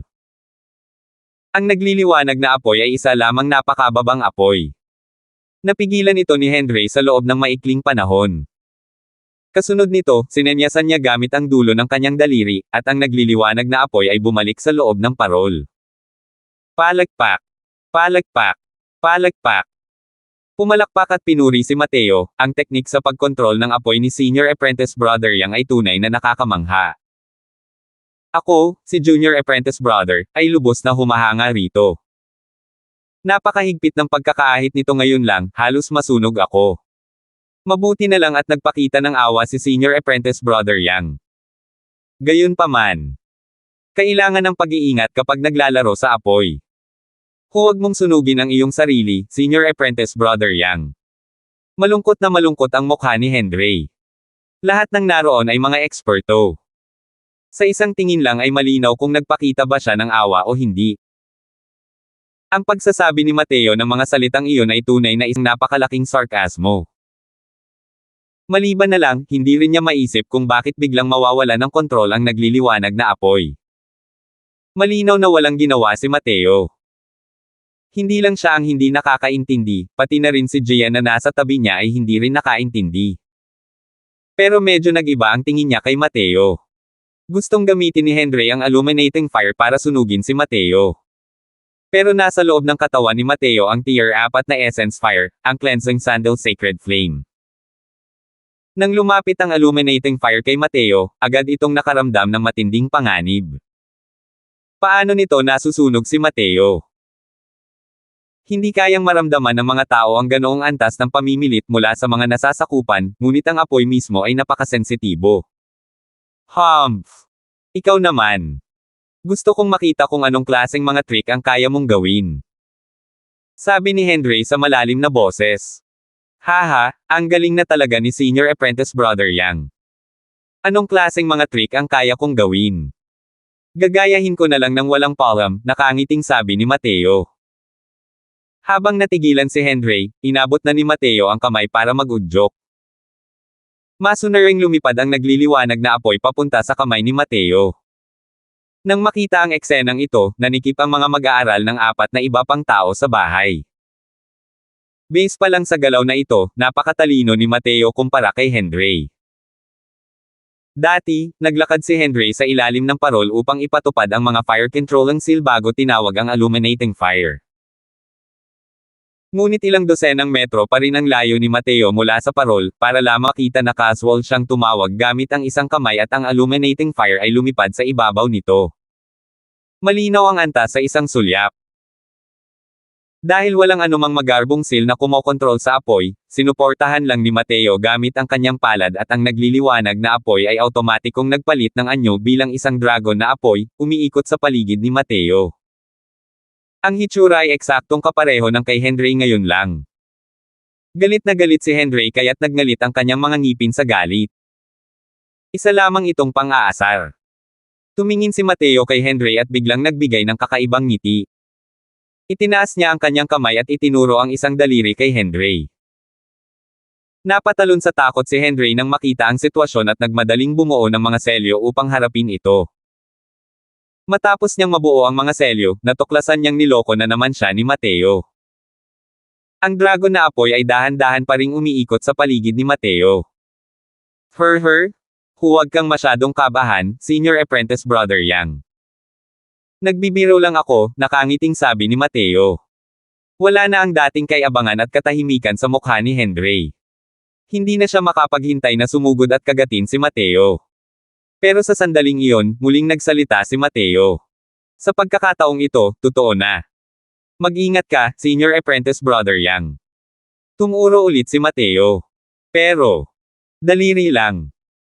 Malamig na ngumiti si Henry at sinabing, walang gaanong kahulugan ang pag-uulit ng mga lumang panlilinlang, di ba? Tanga. Tumingin ka nga sa likuran mo. Sa wakas ay nakapagsalita na rin si Jian, na kanina pa nananatiling tahimik. Natulala si Henry. Paglingon niya, nakita niyang nagliyab ang kanyang puwitan at kumalat ang amoy ng paso. Napatalon si Henry sa takot at dali-daling bumuo ng mga selyo upang patayin ang apoy sa kanyang puwitan. Gayunpaman, ang kanyang kasuotan ay nasunog na ng nagliliwanag na apoy nang lumitaw ang dalawang bukol ng puting laman. Habang nakahandusay ang puwitan ni Henry sa lupa, namumula ang mukha niya hanggang dulo ng kanyang mga tainga. Talagang inaalagaan ni Senior Apprentice Brother Yang ang mukha mo pero hindi niya pinansin ang puwitan mo. Bakit ka ba ang pabaya mo? Kung nakita ito ng ilang Senior Apprentice Sisters noong umalis ka, natatakot ako na baka kumalat muli ang pangalan ni Senior Apprentice Brother Yang sa sekta sa lalong madaling panahon, di ba? Natatawang sabi ni Mateo. Si Oliver ay dating isang taong seryoso sa pananalita at kilos, ngunit kahit siya ay hindi mapigilan ang kanyang pagtawa ngayon. Huwag kang maging mayabang, Mateo. Magkompetensya tayo ulit kung kaya mo. Namumula ang mukha ni Henry at namumula ang mga tainga niya. Halatang nababaliw na siya sa kahihiyan. Hay nako, hindi matatalo si Senior Apprentice Brother Yang. Ano ang pinaglalaban natin ngayon? Sa martial path ba tayo nakikipagkompetensya? Ikaw, isang 8th level spirit condensation realm, ay nakikipagkompetensya sa akin, isang 2nd level spirit condensation realm. Kahit manalo ka, magiging malaking paniniil din ito sa maliliit kung ipailalaganap, hindi ba? Nagkunwaring bumantong hininga si Mateo ng may emosyon. Tama na. Ang pagkatalo ay katumbas ng pagkatalo. Sa tingin mo ba ay hindi pa ito sapat na kahihiyan? Dali, magpalat ka na ng damit. Sumimangot si Jian nang sabihin niya kay Henry ng may bahagyang iritasyon. Dahil sa sigaw ni Jian, si Henry ay parang isang taunang tandang at nagtungo sa isang tahimik na lugar upang magpalit ng damit. Pagkaalis ni Henry, tumingin si Jian kay Mateo ng may naninangkit na mga mata at sinabing, tunay ngang nagmumula ang mga bayani sa mga kabataan. Hindi ko akalain na ang isang taong may talento ay lumitaw pala sa panlabas na sekta ng aking Tranquil Cloud Sect. 187. Si Jian ay labis na namangha sa kanyang puso, dahil kahit siya ay hindi rin malinaw na nakita kung paano nakuha ni Mateo ang nagliliwanag na apoy sa likod ni Henry nang hindi mahahalata ngayon lang. Ang kahangahangang si Mateo na ito ay higit pa sa kanyang imahinasyon. Mukhang may dahilan ang titulong numero 1 sa isang milenyo. Isang 15 taong gulang na 2nd level spirit condensation realm. Ang ganitong uri ng bilis ng cultivation ay hindi rin mabagal kahit na inilagay sa sect. Ang mas nakakatakot pa ay ang alchemy skills ng Mateo na ito ay dapat na napakalakas. Ang sabay na makamit ang ganitong mga tagumpay sa landas ng martial at landas ng alchemy, ngunit sa edad na 15 lamang, walang hanggan ang kanyang mga tagumpay sa hinaharap. Maliban na lang, nasaktan ni Mateo na ito ang pamilya Sullivan. Sa pagkakataong ito, malamang na malilipol na siya ng pamilya Sullivan. Medyo nakakalungkot. Binubusog ako ni Lord Jian. Kahit ano pa ang maging numero 1 sa isang milenyo, hindi karapat-dapat si Mateo. Pero kumpara sa ilang mga katamtamang talento, mas malakas pa rin ako ng kaunti, walang pakialam na sabi ni Mateo. Malinaw na wala ring mabuting intensyon ang matandang ito. Malinaw na hindi kailangang maging magalang si Mateo. Napakatalas naman ng dila mo. Pero dapat matuto ang mga kabataan kung paano pigilan ng kaunti ang kanilang mga sarili. Kung hindi, magdurusa kayo. Kung nirerespeto ako ng ibang tao ng isang talampakan, ibabalik ko sa kanila ang 10 talampakan. Kung aabutin man ng ibang tao ang 1 yarda pagkatapos kumuha ng 1 pulgada, wala akong iiwan na lugar para umusad. Ito ang prinsipyo ko sa buhay. Haha, naku Jovan. Nakakatuwa talaga ang batang ito. Hindi pinansin ni Gian si Mateo at humarap kay Jovan para sabihin ito. Medyo nailang si Jovan at napatawa ng mahina, sabay sabing, ganito pala ang personalidad ni Mateo. Huwag mong ibaba ang sarili mo sa antas niya, Panginoong Gian. Bakit naman ako makikipagtalo sa isang maliit na bata? Malamig na sabi ni Gian. Sa sandaling iyon, isang boses ang narinig mula sa labas ng pinto. Lord Dean, hinihiling po ni Terry na makipagkita kayo. Tuloy kayo, utos ni Jovan. Nakabawas din sa ilang awkwardness ang pagdating ni Terry. Ngunit nang makita niya si Mateo, agad na naging matalim ang kanyang mga mata. Nakarating na nga pala sa second level spirit condensation realm ang Mateo na ito. Noong una, inakala niya na matapos niyang makapasok sa 5th level spirit condensation realm, sa wakas ay naiwasan na niya si Mateo. Kung hindi makakarating si Mateo sa spirit condensation realm, wala nang saysay ang kanyang nakaayos na laban kay Mateo. Sino ang mag-aakala na ang bilis ng pag-unlad ni Mateo ay hindi man lang mas mabagal kaysa sa kanya? Ang sunod-sunod na tagumpay ni Terry sa loob ng 1 buwan ay una, dahil sa kanyang akumulasyon, at pangalawa, dahil umani siya ng malaking pakinabang sa Nine Heavens Road. Pangatlo, ito ay dahil sa Essence Spirit Peel. Dalawang magkasunod na kaharian lamang ang kanyang pinanggahasan sa loob ng maikling panahon dahil pinagsama niya ang napakaraming elemento. Pero pumunta si Mateo sa Endless Forest at nasa second level spirit condensation realm na siya nang bumalik. Nakakatakot ang bilis ng pag-angat na ito.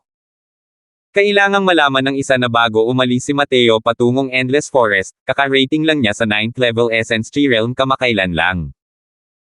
Tumingin din si Mateo sa kanya sa pagkakataong ito. Ngumiti ang dalawa nang magtama ang kanilang mga mata, ngunit hindi nagsalita. Nagbigay ng pagpapakilala si Jovan. Nagsalita lamang si Gian pagkatapos magbigay pugay ni Terry. Nandito ako ngayon sa ilalim ng utos ng sekta para pumunta sa panlabas na sekta para sunduin kayong dalawa sa sekta. Dumaan kayong dalawa sa Nine Heavens Road, kaya natural lang na kayo ang may hawak ng pagkakakilanlan bilang pangunahing disipulo ng sekta. Pero bago pumasok, kailangan pa rin ninyong dalawa na maunawaan ang mga patakaran ng ating Tranquil Cloud Sect. Pagkatapos makapasok sa sekta, dapat ninyong mahigpit na sundin ang mga patakaran. Kung hindi, panagutan ninyo ang mga kahihinatnan. Habang nagsasalita siya, casual na nagpakawala si Gian ng 2 piraso ng puting liwanag. 2 piraso ng jade ang magkahiwalay na bumagsak sa mga kamay ni Mateo at Terry. Naglubog si Mateo ng kaunting banal na sentido sa jade slip para basahin ang nilalaman. Matapos basahin ang nilalaman, walang humpay na bumantong hininga si Mateo. Mula sa mga patakaran, makikita na ang tunggalian sa loob ng sekta ay mas malupit kaysa sa Central Academy. Iyan ay isang tunay na survival of the fittest.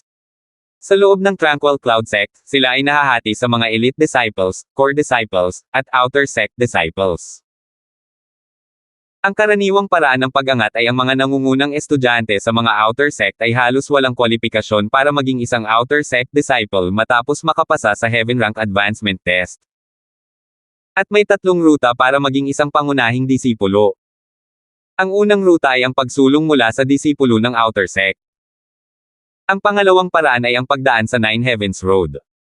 Bukod sa mga ito ay mga disipulong espesyal na inaprobahan ng mga matataas na opisyal ng sekta. Ang mga piling disipulo ay may ilang pagkakatulad sa martial role na itinatag sa Central Academy. Tanging ang mga disipulong napakalakas sa alchemy path o martial path lamang ang maaaring maging kwalipikado. Bukod dito, ang mga piling disipulo, mga pangunahing disipulo, at mga disipulo ng panlabas na sekta ay hindi nagbabago. Sila ay sasailalim sa ranggo kada 2 buwan.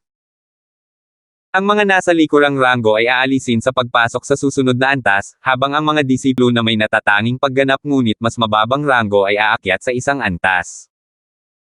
Kaya naman, ang bilang ng mga piling disipulo at mga pangunahing disipulo ay halos nakatakda na. At ang mga disipulo ng outer sect na hindi pumasa sa assessment ay gagawa ng iba't ibang gawain.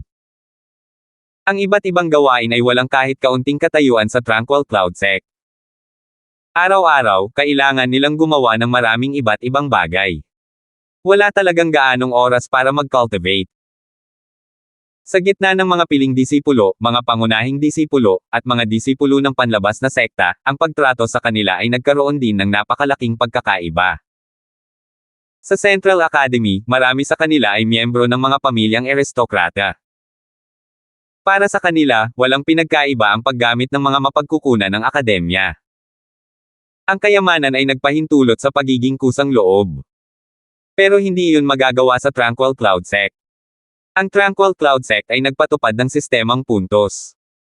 Upang makakuha ng kaukulang mga mapagkukunan ng cultivation sa akademya, kailangan gumamit ng mga puntos upang makipagpalitan. Kung walang puntos, mahirap makahakbang kahit isang hakbang sa Tranquil Cloud Sect. Hindi mabibili ng pera ang mga puntos.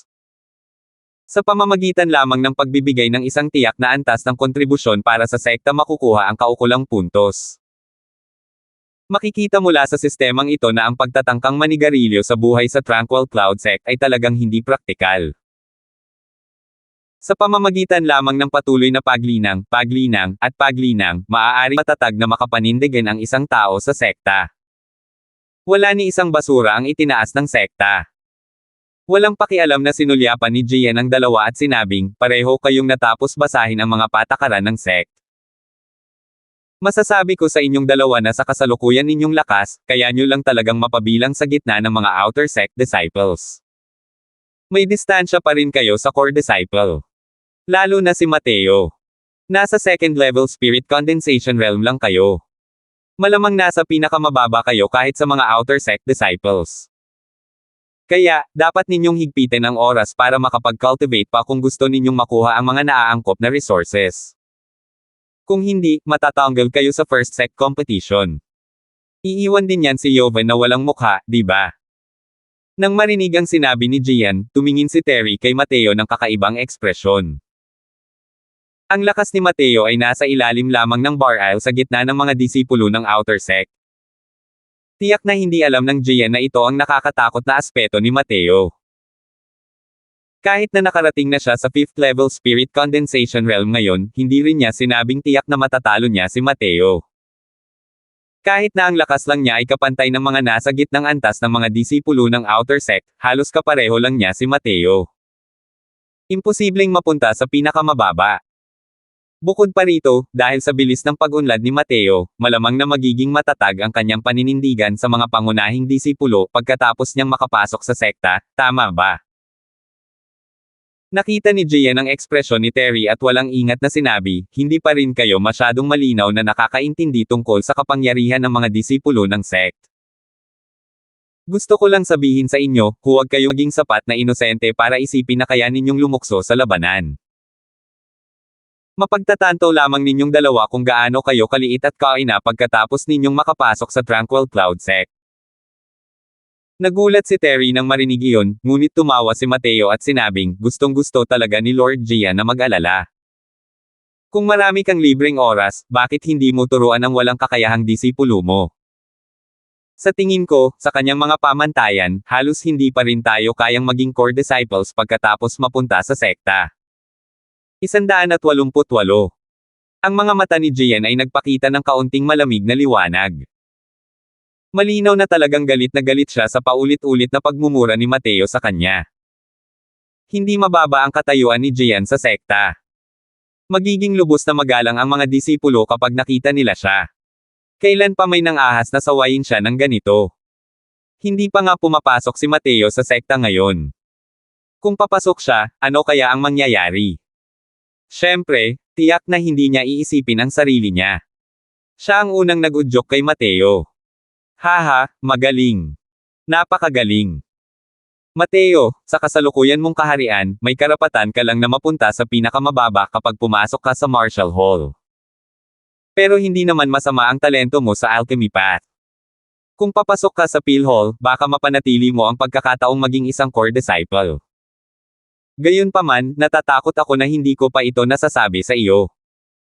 Ang pagkakakilanlan ko sa sekta ay isang Peel Hall elder. Ang mga salita ni Jian ay isang tahasang banta. Napakalinaw ng kahulugan ng kanyang mga salita. Pagkatapos mong makapasok sa sekta, siguraduhin mong hindi ka mahuhulog sa mga kamay ko. Natural lang dahil sa cultivation ni Mateo sa second level spirit condensation realm, maaari lamang siyang ipadala upang maging isang outer sect disciple kung papasok siya sa martial hall. Sa oras na iyon, hindi ba't isang salita lang mula kay Jian ang makapagmasa sa kanya ayon sa gusto niya? Kumunat ang noo ni Mateo at sinabing, oo nga pala. Mukhang para maiwasan si Elder Hayes, martial hall lang ang kaya kong pasukan. Maganda rin naman yan. Sa pamantayan mo ng pagtuturo ng mga disipulo, hindi ba ako maaantala kung papasok ako sa Phil Hall? Sige, Mateo, bawasan mo ng ilang pangungusap. Elder Jian, Mateo, siya. Nakita ni Joven na muling sinaway ni Mateo si Jian at hindi niya napigilan ang pagsaway sa kanya. Maliban na lang, sa oras na ito, biglang tumayo si Jian, ipinitik ang kanyang manggas at sinabing, Dinjang, talagang mahusay kang estudyante. Sa tingin ko, sa pamamagitan ng iyong mga merito, makakalimutan mo na ang pagkuha ng ibabang bahagi ng Purple Center Soul Incantation sa buhay na ito. Humph! Pagkatapos, hindi pinansin ni Jian ang panghihikayat ni Joven na manatili at diretsyong umalis. Tinitigan ng matalim ni Joven si Mateo, ngunit sa wakas ay walang lakas na nagsalita, ikaw na lalaking ito, bakit ang galing mo sa paggawa ng gulo? Hindi mo man lang binaligtad ang buong akademya, hindi ka pa nga nakapasok sa sekta, at nasaktan mo na ang isang elder ng sekta. Maghintay ka hanggang sa makapasok ka sa sekta at makukuha mo ito. Sa lugar na ito, kahit papaano ay may suporta ang iyong ama. Ngunit pagkatapos makapasok sa sekta, wala kang makikitang kamag-anak na malalapitan. Sa oras na iyon, sino ang maaaring magprotekta sa iyo? Kumunat din ang noo ni Oliver at sinabing, tama iyan, Mateo. Alam ng isang tao kung kailan dapat sumuko at kung kailan hindi. Kapag lumakas na ang iyong kapangyarihan at naging elite disciple ka na, hindi mo na kailangang makita ang mood ni Jian. Bakit mo pa siya sasaktan ngayon? Haha, halatang ako ang tina-target ni na Jian at Henry. Kahit na magbigay ako ng konsesyon para sa pangkalahatang interes, papayagan pa ba nila ako? Hindi naman kailangan, di ba? Ang ganitong klase ng tao, kung sila ay nasaktan, hayaan na lang nila silang masaktan. Walang problema. Sa halip, Lord Dean, ano nga ba ang ibig sabihin ng Purple Center Soul Incantation na binanggit ni Jian ngayon lang? Sa pagkakaalam ko sa pangalan nito, dapat itong isang paraan ng paglilinang ng kaluluwa, di ba? Walang pakialam na sabi ni Mateo. Bamantong hininga si Joven at alam niya sa kaibuturan niya na makatwiran ang sinabi ni Mateo. Mas malinaw sa kanya ang kasaysayan ni Jian kaysa kina Mateo at Oliver. Sa totoo lang, umaasa pa rin siya na may posibilidad na magkasundo ang dalawang panig. Sino ang mag-aakala na hindi lang siya binigyan ni Jian ng kahit anong mukha, at minamaliit si Mateo sa sandaling dumating ito. Ngunit ang nakalulungkot ay hindi gumana ang suntok. Sa halip, nabali ang kanyang mga ngipin. Tama ang sinabi mo. Ang Purple Center Soul Incantation ay isang paraan ng soul cultivation, at ito rin ang pinakamalakas na soul cultivation incantation sa Tranquil Cloud Sect. Ang mga elder sa Phil Hall ay halos lahat nagsasanay sa soul incantation na ito. Ganoon din ako. Ang Purple Center Soul Incantation ay nahahati sa dalawang bahagi. Ang unang kalahati ay maaaring magsanay sa mga alchemist patungo sa Alchemy Grandmaster Realm, habang ang pangalawang kalahati ay maaaring magsanay patungo sa Alchemy Sovereign. Ngunit ang nakakalungkot ay mula noong si Patriarch Thomas, ang Tranquil Cloud Sect ay walang sino man ang maaaring mag-cultivate patungo sa Alchemy Sovereign Realm. Puno ng panghihinayang ang mga mata ni Jovan. Malinaw na labis niyang iginagalang si Thomas. Pinagtibay ni Mateo ang mga salitang iniwan ni Jian bago siya umalis, agad na naunawaan sa kanyang puso. Pumunta si Lord Dean sa Central Academy ng Estado ng Nova Ria para humawak ng isang posisyon para makakuha ng mga puntos na ipagpapalit sa ibabang bahagi ng Purple Center Soul Incantation na ito. Tumanggaw si Joven ng mapait at sinabing, tama. Ipinanganak ako sa Phil Hall. Bago ako pumunta sa Estado ng Nova Ria, isa akong deacon sa Phil Hall. Masyadong malaki ang puntos na kailangan para sa Purple Center Soul Incantation. Dahil sa aking katayuan at pagkakakilanlan sa sekta, imposibleng makakuha ng napakaraming puntos. Kaya naman, nagplano ako para sa trabahong ito sa labas. Noong una, inakala kong makakalikom ako ng ilang talento para sa sekta. Pero sino ang mag-aakala na pagkatapos ng maraming taon sa estado ng Novaria, hindi pa rin bumuti ang Central Academy? Sa loob ng ilang taon na ito, si Julian lang, ang isang henyo na ito ang lumitaw. Pero sa pagkakataong ito, sabay kayong lumitaw ni Terry. Dalawang henyo na tumawid sa Nine Heavens Road. Tuwang-tuwa ako. Pero hindi ko inakalang ganito ang resulta. Pagkatapos ng maikling paghinto, nagpatuloy si Jovan, pagkatapos ninyong dalawa makapasok sa sekta, tiyak na hahanap ng mga paraan sina Miggy at Gian para supulan kayo. Kaya, dapat kayong mag-ingat at kumilos ng maayos. Lalo na si Mateo. Alam kong wala ng kapantay ang talento ninyo, pero masyadong mababa ang kasalukuyan ninyong cultivation realm. May sinabi si Gian na tama. Ang lakas ng mga disipulo ng sekta ay isang bagay na hindi ninyo maisip. Kaya, kailangan ninyong dalawa na itaas ang inyong cultivation realm sa lalong madaling panahon para mapalakas ang inyong posisyon bilang mga core disciple, na iintindihan ninyo. Miggy. Nawala ng malay si Mateo nang marinig iyon. Tama iyan. Si Miggy ay may hawak na napakalaking kapangyarihan sa PhilHall ng sekta. At si Miggy ay isa ring elder ng PhilHall na may matalik na relasyon kay Gian, sabi ni Jovan. Lumalabas na ganoon pala kalalim ang relasyon, di ba? Hindi nakakapagtaka na inatake ako ng matandang punk na to pagkarating niya. Nang marinig ang sinabi ni Jovan, agad na naintindihan ni Mateo ang sitwasyon. Mukhang alam mo na ang pinagmulan ng pamilya Sullivan, kaya hindi mo na kailangang ipaalala pa sa iyo. Gayunpaman, ang agos ng kabisera ay magulong kamakailan. Ang iyong ama ay nasa bingit din ng bagyo. Kailangan pa ring mag-ingat ang mag-ama sa paggawa ng mga bagay-bagay. Sa aking palagay, ang iyong ama ay dapat pa ring mag-utos na umalis sa alimpuyo na ito. Bakit ka pa magiging piyon para sa pamilyang imperial?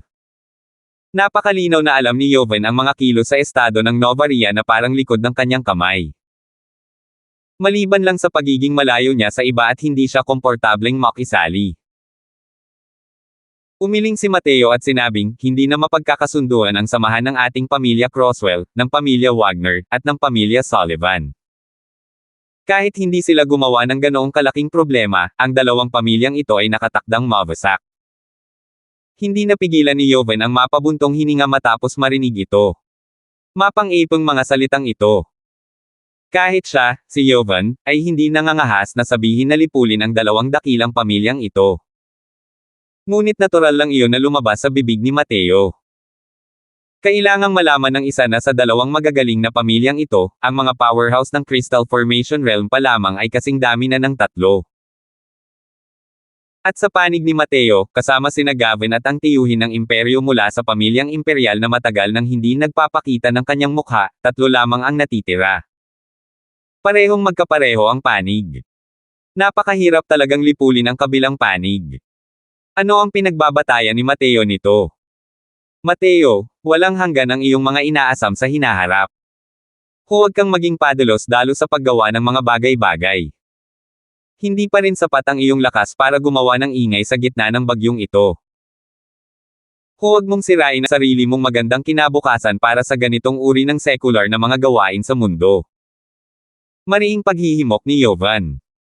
Malinaw na naantig din ang puso ni Jovan na humahanga sa talento at ayaw niyang may mangyaring aksidente kay Mateo.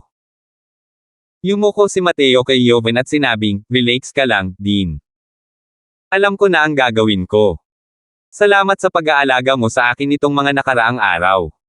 Babalik ako sa kabisera bukas. Pagkatapos maayos ang mga bagay-bagay sa kabisera, babalik ako at magpapalam muli kay Dean. Tungkol naman sa Purple Center Soul Incantation, iwan mo na lang sa akin. 189. Iwan mo na lang sayo. Nawala ng malay si Jovan nang marinig iyon. Tama. Hindi ba't ang mga dojo na ito sa labas ay magagamit para maghanap ng mga talento para sa sekta? Hanggat maaari akong maging isang piling disipulo, ang mga merito para sa dekano ay naroon na, hindi ba? Sabi ni Mateo. Maaaring totoo yan, ngunit ang maging isang piling disipulo ay napakahirap, napakahirap. Alam kong walang kapantay ang iyong talento, ngunit ang mga piling disipulo sa sekta, bawat isa sa kanilang talento ay hindi mababa sa iyo. Umiling si Joven at sinabing. Ngumiti si Mateo ngunit hindi nagpaliwanag. Sa halip, si Oliver ang nagsalita sa oras na ito.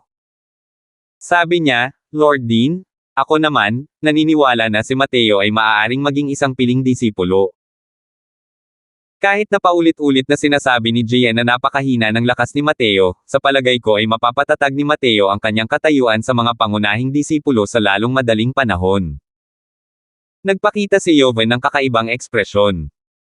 Ngayon lang niya nakitang ganito kataas ang tingin ni Oliver sa isang estudyante. Pag-alis sa lugar ni Joven, si Mateo ay direktang nagtungo upang hanapin si Rosie. Tia, kumusta na? Kumusta na? Mas gumanda na ba ako? Natatarantang tanong ni Sandra kay Rosie. Tinulungan na ni Mateo sila ni Rosie na pinuhin ang beauty retaining peel. Pagkatapos niya itong inumin, may hindi maipaliwanag na pakiramdam na dumaloy sa kanyang mga ugat. Tila sumailalim ang kanyang sariling katawan sa isang uri ng hindi masabi na pagbabago. Maingat na sinukat ni Rosie si Sandra, saka kinurot ang maliliit niyang pisngi at gulat na sinabi, malapit nang tumulo ang tubig sa balat mo. Ang paghawak dito ay parang bagong silang na sanggol. Talaga bang napakahimala ng beauty retaining peel na ito? Hindi naman sa walang mga pampaganda ang estado ng Novaria, ngunit ang mga epekto ng mga ganitong uri ng pildores ay ang pagpapabagal sa pagtanda. Sa paglipas ng panahon, mag-iiwan pa rin ito ng bakas ng panahon sa mga mukha ng mga tao.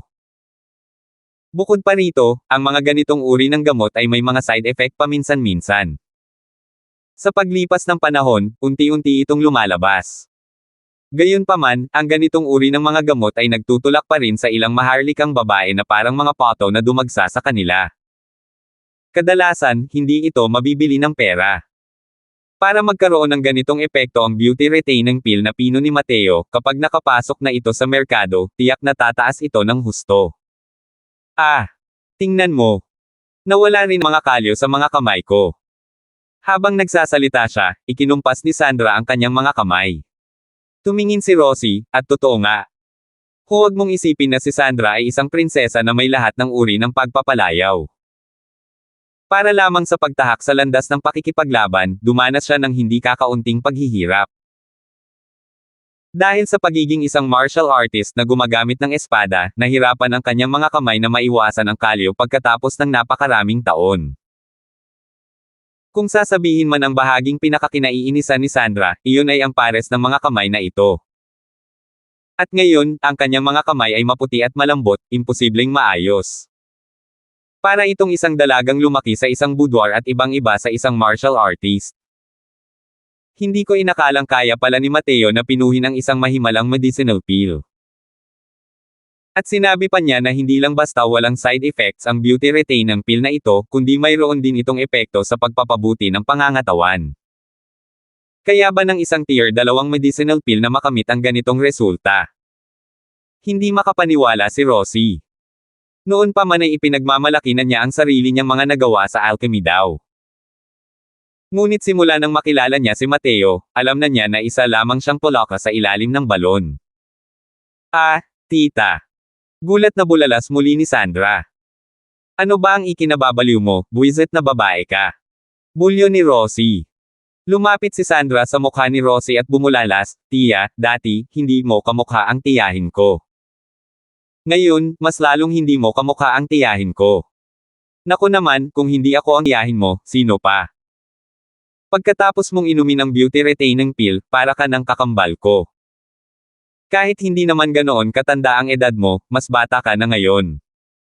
Gulat na sigaw ni Sandra. Pinino ni Mateo ang isang batch ng beauty retaining peels at binigyan si Rosie at ang pamangkin niya ng tig-isa. Bukod doon, nagtabi rin siya ng isa para sa kanyang ina at kay Laika. Totoo ba yan? Hinawakan ni Rosie ang mukha niya at nagtatakang sinabi. Totoo. Mas totoo pa kaysa sa totoong ginto. May salamin dito. Dali tingnan mo. Sabi ni Sandra at kumuha ng salamin, at iniabot ito kay Rosie. Humarap si Rosie sa salamin para tumingin at saka gulat na napasigaw, totoo nga. Ang kasalukuyang ako ay parang bumalik ako noong 2 o 3 taon na ang nakalilipas. Mga kasing edad mo lang. Kahit na tahimik ang personalidad ni Rosie, tuwang-tuwa pa rin siya ngayon. Hanggat babae ang isa, wala silang magiging hadlang para maging maganda. Hehe, sa susunod na paglabas natin, baka isipin ng iba na ikaw ang ate ko. Biglang naisip ni Sandra ang eksenang ito at napangiti ng abot-tenga. Sus Mariosep, kahit ano pa ang maging ako, tiyahin mo pa rin ako. Kung marinig ng kapatid na imperial ang mga salitang ito, tiyak na ikukulong kanya ulit. Nakatitig na sabi ni Rosie. Pilyong inilabas ni Sandra ang kanyang dila. Tita, dali tingnan mo. Parang gumagalaw si Laika. Biglang sumigaw sa tuwa si Sandra. Nang marinig ang sigaw ni Sandra, nagmadali silang dalawa papunta sa kama, para lamang makita ang bahagyang paggalaw ng mga talukap ng mata ni Laika, parang madyay gising na talaga siya. Napakalakas ng laso na dulot ng hamog na nagyelo ni Laika. Halos sumabog na ito. Kaya naman, pansamantala pa rin siyang hindi magising matapos niyang lunokan ang esensyang pil. Nahulaan na ni Mateo kanina na aabutin pa ito ng humigit kumulang 2 o 3 araw. Ngayon, mahigit 2 araw na ang lumipas, at nagising nga si Laika. Naging matatag ang paghinga ni Laika habang unti-unti niyang iminumula ang kanyang mga mata. Medyo malabo ang kanyang mga titig. Ako. Nasaan ako? Maaari kayang patay na ako. Hay nako, tingnan mong mabuti kung sino kami. Isinusumpa mo ba kaming mamatay dito? Paus na sabi ni Sandra. Hinubad ni Rosie ang kanyang damit at tinitigan siya ng masama bago sinabi kay Laika, Laika, ako si Rosie. Hindi mo ba ako natatandaan? Maingat na sinuri ni Laika si Rosie at biglang napabulalas, Hindi ba't ikaw si Guro Feng? Bakit ka? Bakit parang nag-iba ka? Parang mas bata ka. Pasensya na, ako. Namula si Rosie at sinabing, ito ay salamat sa batang Panginoon ng inyong pamilya. Pinino niya ang isang uri ng tabletang panggamot para sa atin. Pagkatapos naming inumin ito, naging ganito kami. Oh, tama, kumusta ang pakiramdam mo ngayon? Para mailigtas ka, masasabing dumaan sa apoy at tubig ang iyong batang Panginoon sa loob ng 1 buwang ito. Labis na nabahala si Laika nang marinig ito. Ayos lang ba? Si Young Master. Haha, syempre ayos lang siya. Napakahirap ng buhay ng batang Panginoon mo, paano siya namatay ng ganoon kadali? Sakto namang may narinig na tawanan mula sa labas. Si Mateo pala iyon. Agad na natuwa si Laika nang marinig niya ang boses ni Mateo at aakyat na sana mula sa kama. Nagmadaling lumapit si Mateo para alalayan siya at pag-alit na sinabi, higi ka ng maayos para sa akin. Ano ba ang pinagkakaabalahan mo? Medyo mahina ka pa rin ngayon. Magpahinga ka ng mabuti. Nakita ni Laika si Mateo, at walang tigil ang pag-agos ng kanyang mga luha. Young Master, ako. Akala ko hindi ko na makikita si Young Master. Singhot. Dahan daw ang hinaplos ni Mateo ang pinong buhok ni Laika at nakangiting sinabi, nakakainis na bata, kasama si Young Master, paano ka mamamatay? Kahit pumasok ka sa bulwagan ni Haring Yama, mahihila ka pa rin ni Young Master pabalik. Sige, huwag mong hayaang magwala ang mga iniisip mo. Naghanda ako ng mga gamot na pampasigla para sa iyo. Gumaling ka muna sandali, At pagkatapos ay uuwi na tayo. 109 na po. Sa patio ng pamilya Croswell, magkaharap na nakaupo sina Henry at Mateo. Yuan 1 buwan pa lang tayong hindi nagkikita. Hindi ko akalain na nakarating ka na pala sa second level spirit condensation realm. Tiningnan ni Henry si Mateo nang may pagmamalaki. Mas lalo pa siyang natuwa nang makitang bumuti ang anak niya ng mabilis kaysa sa sarili niyang tagumpay. Haha, ang second level crystal formation realm ni tatay ay naging matatag din, at matagumpay ka ring nakarating sa middle rank na alchemy grandmaster. Sa pagkakataong ito, ang pilgrading assembly na niluto ni Dominic ay malamang na nagbubuhat ng bato para basagin ang sarili niyang mga paa, natatawang sabi ni Mateo. Haha, lahat ng ito ay salamat sa iyo. Kung hindi mo itinuro sa akin ang dalawang pamamaraan ng cultivation na iyon, maiiwasan lang ng ating fragrant medicine pavilion ang talam. Humph! Iwasan ang talim. Tiyak na bubunutin ko ang pamilyang Wagner at ang pamilyang Sullivan sa ugat ngayon. Kung hindi lang dahil sa pagiging matibay ng buhay ko, matagal na sana akong pinatay ng mga tauhan ng dalawang pamilyang iyon ng maraming beses. Tungkol sa pamilyang Wagner at sa pamilyang Sullivan, puno ng hinanakit si Mateo. Kung bibilangin ang panahong iyon mula sa kanyang hinalinhan, mahigit 3 o 4 na beses na siyang binalak-sakta ng pamilyang Wagner at Sullivan. Lalo na noong panahong iyon ni Luban. Kung hindi dahil kay Oliver na lumabas ng buong tapang sa mahalagang oras, matagal na sana siyang multo sa ilalim ng palad. Pero umiling si Henry at bumantong hininga. Kahit na magkaroon ng kaunting tagumpay ang lakas ko, para gustuhing buuin ang dalawang pamilyang ito hanggang sa mga ugat, natatakot ako na lampas pa rin ito sa aking makakaya. Relax lang po, Padre. Mag-focus ka na lang sa pakikipagtulungan sa pamilyang imperial para harapin ang kalaban. Sa mahalagang sandali, bibigyan ko sila ng isang malaking sorpresa. Oh, paano yan gagana? Bahagyang gulat na tanong ni Henry. Sa estado ng Nova Ria, ang pamilyang Sullivan ay lubhang makapangyarihan. Maging ang pamilyang imperial ay labis na nag-iingat sa kanila. Higit sa lahat, ang pamilya Sullivan ay may taga-suporta sa Tranquil Cloud Sect. Ang pamilya Nolan ay hindi nang ahas na gumawa ng anumang hakbang nang walang ingat sa buong oras. Ang kapangyarihan ng isang sekta ay hindi kayang tiisin ng isang secular na pamilyang imperial.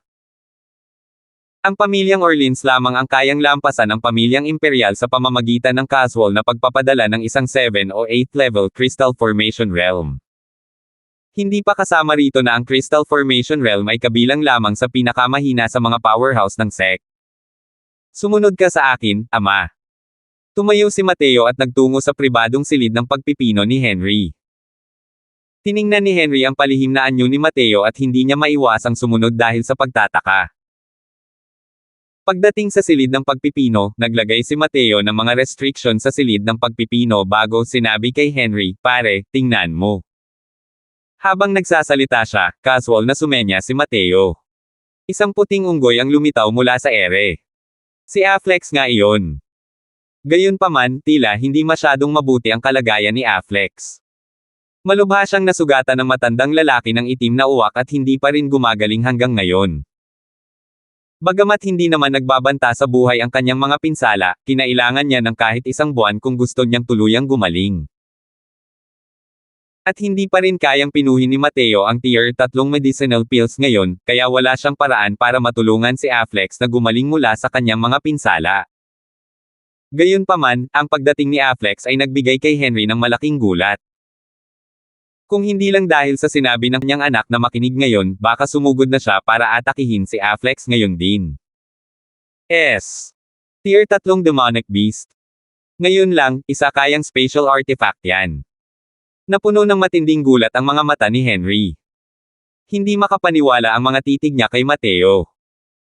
Ngumiti si Mateo at sinabing, "Tama, isa itong tier 3 Demonic Beast na may long arm stone ape at spatial artifact. Siya ay tinatawag na Afflex.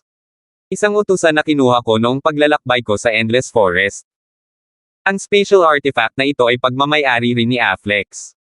Maliban na lang, para protektahan ako, nasugatan siya ng isang powerhouse at hindi pa nakakabawi hanggang ngayon." Sa pagkakataong ito, nagulat si Henry hanggang sa nanatili siyang tulala ng matagal bago nagsalita, anong klaseng eksperto ang kayang manakit ng isang tier 3 Demonic Beast? Nasangkot ka ba talaga sa isang nakakatakot na eksperto noong sumali ka sa endless trials na ito? Kung hindi niya anak si Mateo, tiyak na iisipin niyang kalokohan lang ang sinasabi ng kabilang panig. Isa pa, kamakailan lang ay nakarating si Mateo sa Spirit Condensation Realm. Paano niya nalupig ang isang tier 3 Demonic Beast? Ito. Hindi talaga ito maintindihan. Walang balak itago si Mateo sa kanyang ama. Mapagkumbabang ikinwento niya ang mga pangyayari sa paglalakbay na ito sa Endless Forest, kaya't natigilan si Henry ng matagal. Gayunpaman, hindi sinabi ni Mateo na ang kanyang nakasalamuha ay isang makapangyarihang tao sa Sea Transformation Realm. Sinabi lamang niya na nakatagpo siya ng isang eksperto sa middle stage crystal formation realm. Magkabilang panig ay nakipaglaban sa isang matinding labanan, kaya naman nagtamo ng matinding pinsala si Afflex. Kahit na gumawa siya ng isang master para gamitin bilang pagkukunwari, napakalaki pa rin ang posibilidad na patayin ng isang second-level spirit condensation realm ang isang powerhouse ng sea transformation realm. Noon pa man ay tuwang-tuwa na si Henry sa pag-angat ng kanyang anak, ngunit hindi niya napansin na lumaki na pala ng ganito kalaki si Mateo nang hindi niya namamalayan. Pagkatapos ng pagkabigla, nakaramdam ng ginhawa si Henry. Hindi na kailangang lumaki ang anak niya sa ilalim ng kanyang mga pakpak. Si Mateo ay naging isang matayog na puno na. Hindi ko talaga inaasahan na ganito pala ang karanasan mo sa Endless Forest. Sa pamamagitan lang ng Long Arm Stone Ape clan na ito, kaya mong lampasuhin ang estado ng Novaria. Madamdaming buntong hininga ni Henry. Libo-libo ang mga Long Arm Stone Ape. Ang puwersang ito, kapag inilagay sa secular na mundo, ay napakalaki. Ama, napakalala ng mga pinsala ni Afflex. Pero masyadong mahina ang kasalukuyang lakas ko, kaya hindi ko kayang pinuhin ang tier 3 hilang medicinal pills. Dinala kita rito para humingi ng tulong sa kanya na pinuhin ang mga medicinal pills. Sabi ni Mateo. Matagal nang may pinong mga gamot si Mateo para sa mga nasugatang tier 2 Long Arm Stone Ape upang gamutin sila. Tanging ang mga sugat ni Afflex ang nag-iwan sa kanya ng kawalan ng kakayahan, kaya't patuloy itong naantala hanggang ngayon. Natigilan si Henry nang marinig niya iyon. Hindi pa niya natutunan ang paraan ng pagpino para sa mga gamot na gawa sa demonic beast. Pero, hindi ko alam kung paano pinuhin ang mga gamot para magamit ng mga demonyong halimaw. Huwag kang mag-alala. Minsan nang itinuro sa akin ni Master ang formula ng tableta at ang paraan ng pagpipino. Ipapasa ko ang lahat ng ito sa iyo, pagkatapos ay tutulungan kita sa pagpipino mula sa gilid. Dapat ay gumana ito, sabi ni Mateo. Ang nakapagpapagaling na tabletang ito ay hindi naman masyadong komplikado. Nakarating na si Henry sa middle rank na Alchemy Grandmaster Realm at mayroon din siyang Mateo, ang Alchemy Emperor na gumagabay mula sa gilid. Hindi naging problema ang pagpino nito. Talagang eksperto ang iyong Panginoon. Alam pa nga niya ang mga paraan ng pagpino para sa mga medicinal pills ng demonic beast. Sige. Matututunan ni Ama ang kaunti tungkol sa paraan ng pagpino ng medicinal pill na ito ng demonic beast. Panatiko rin sa alkemiya si Henry. Nang marinig niya na matututunan niya ang paraan ng pagpino para sa mga bagong gamot, agad siyang kumilos na parang umiinom ng stimulants. Sige, ang gamot na ito ay tinatawag na bone growing pill. Naihanda ko na ang mga sangkap. Ngayon, ipapasa ko na kay Ama ang paraan ng pagpino. Pagkatapos, inihagis ni Mateo ang isang jade slip kay Henry. Ibinaon ni Henry ang kanyang banal na sentido at sinimulang pag-aralan ang paraan ng pagpino para sa bone growing pill. Matagal nang inihanda ni Mateo na hayaan si Henry na tumulong sa pagpino ng mga gamot. Kaya naman, sa palasyo ng imperyo, hinayaan na niya si Rosie na ihanda ang mga kinakailangang sangkap.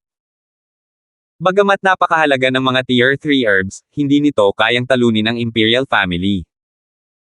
Karaniwan ng mga herbs na kailangan para sa bone growing pill, kaya mabilis na inihanda ito ni Rosie. Habang pinag-aaralan ni Henry ang paraan ng pagpino para sa bone growing pill, natapos na ni Mateo ang pagpapares ng lahat ng sangkap at pinino ang medicinal embryo.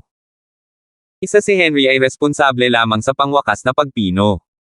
Sa ganitong paraan, masisiguro nito ang pinakamataas na antas ng tagumpay.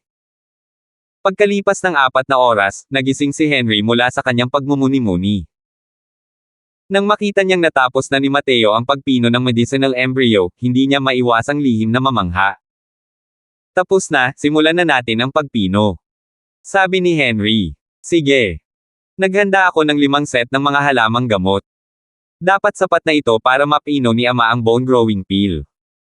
Simulan mo na ang pagpino, Ama. Ipapaalala ko kay Ama ang gagawin sa kritikal na sandali, sabi ni Mateo. Tumanggaw si Henry. Gamit ang isang kamay, isang bahagi ng medicinal embryo ang lumapag sa kanyang mga kamay. Salamat po at sinamahan ninyo ako, ingat lagi mga master.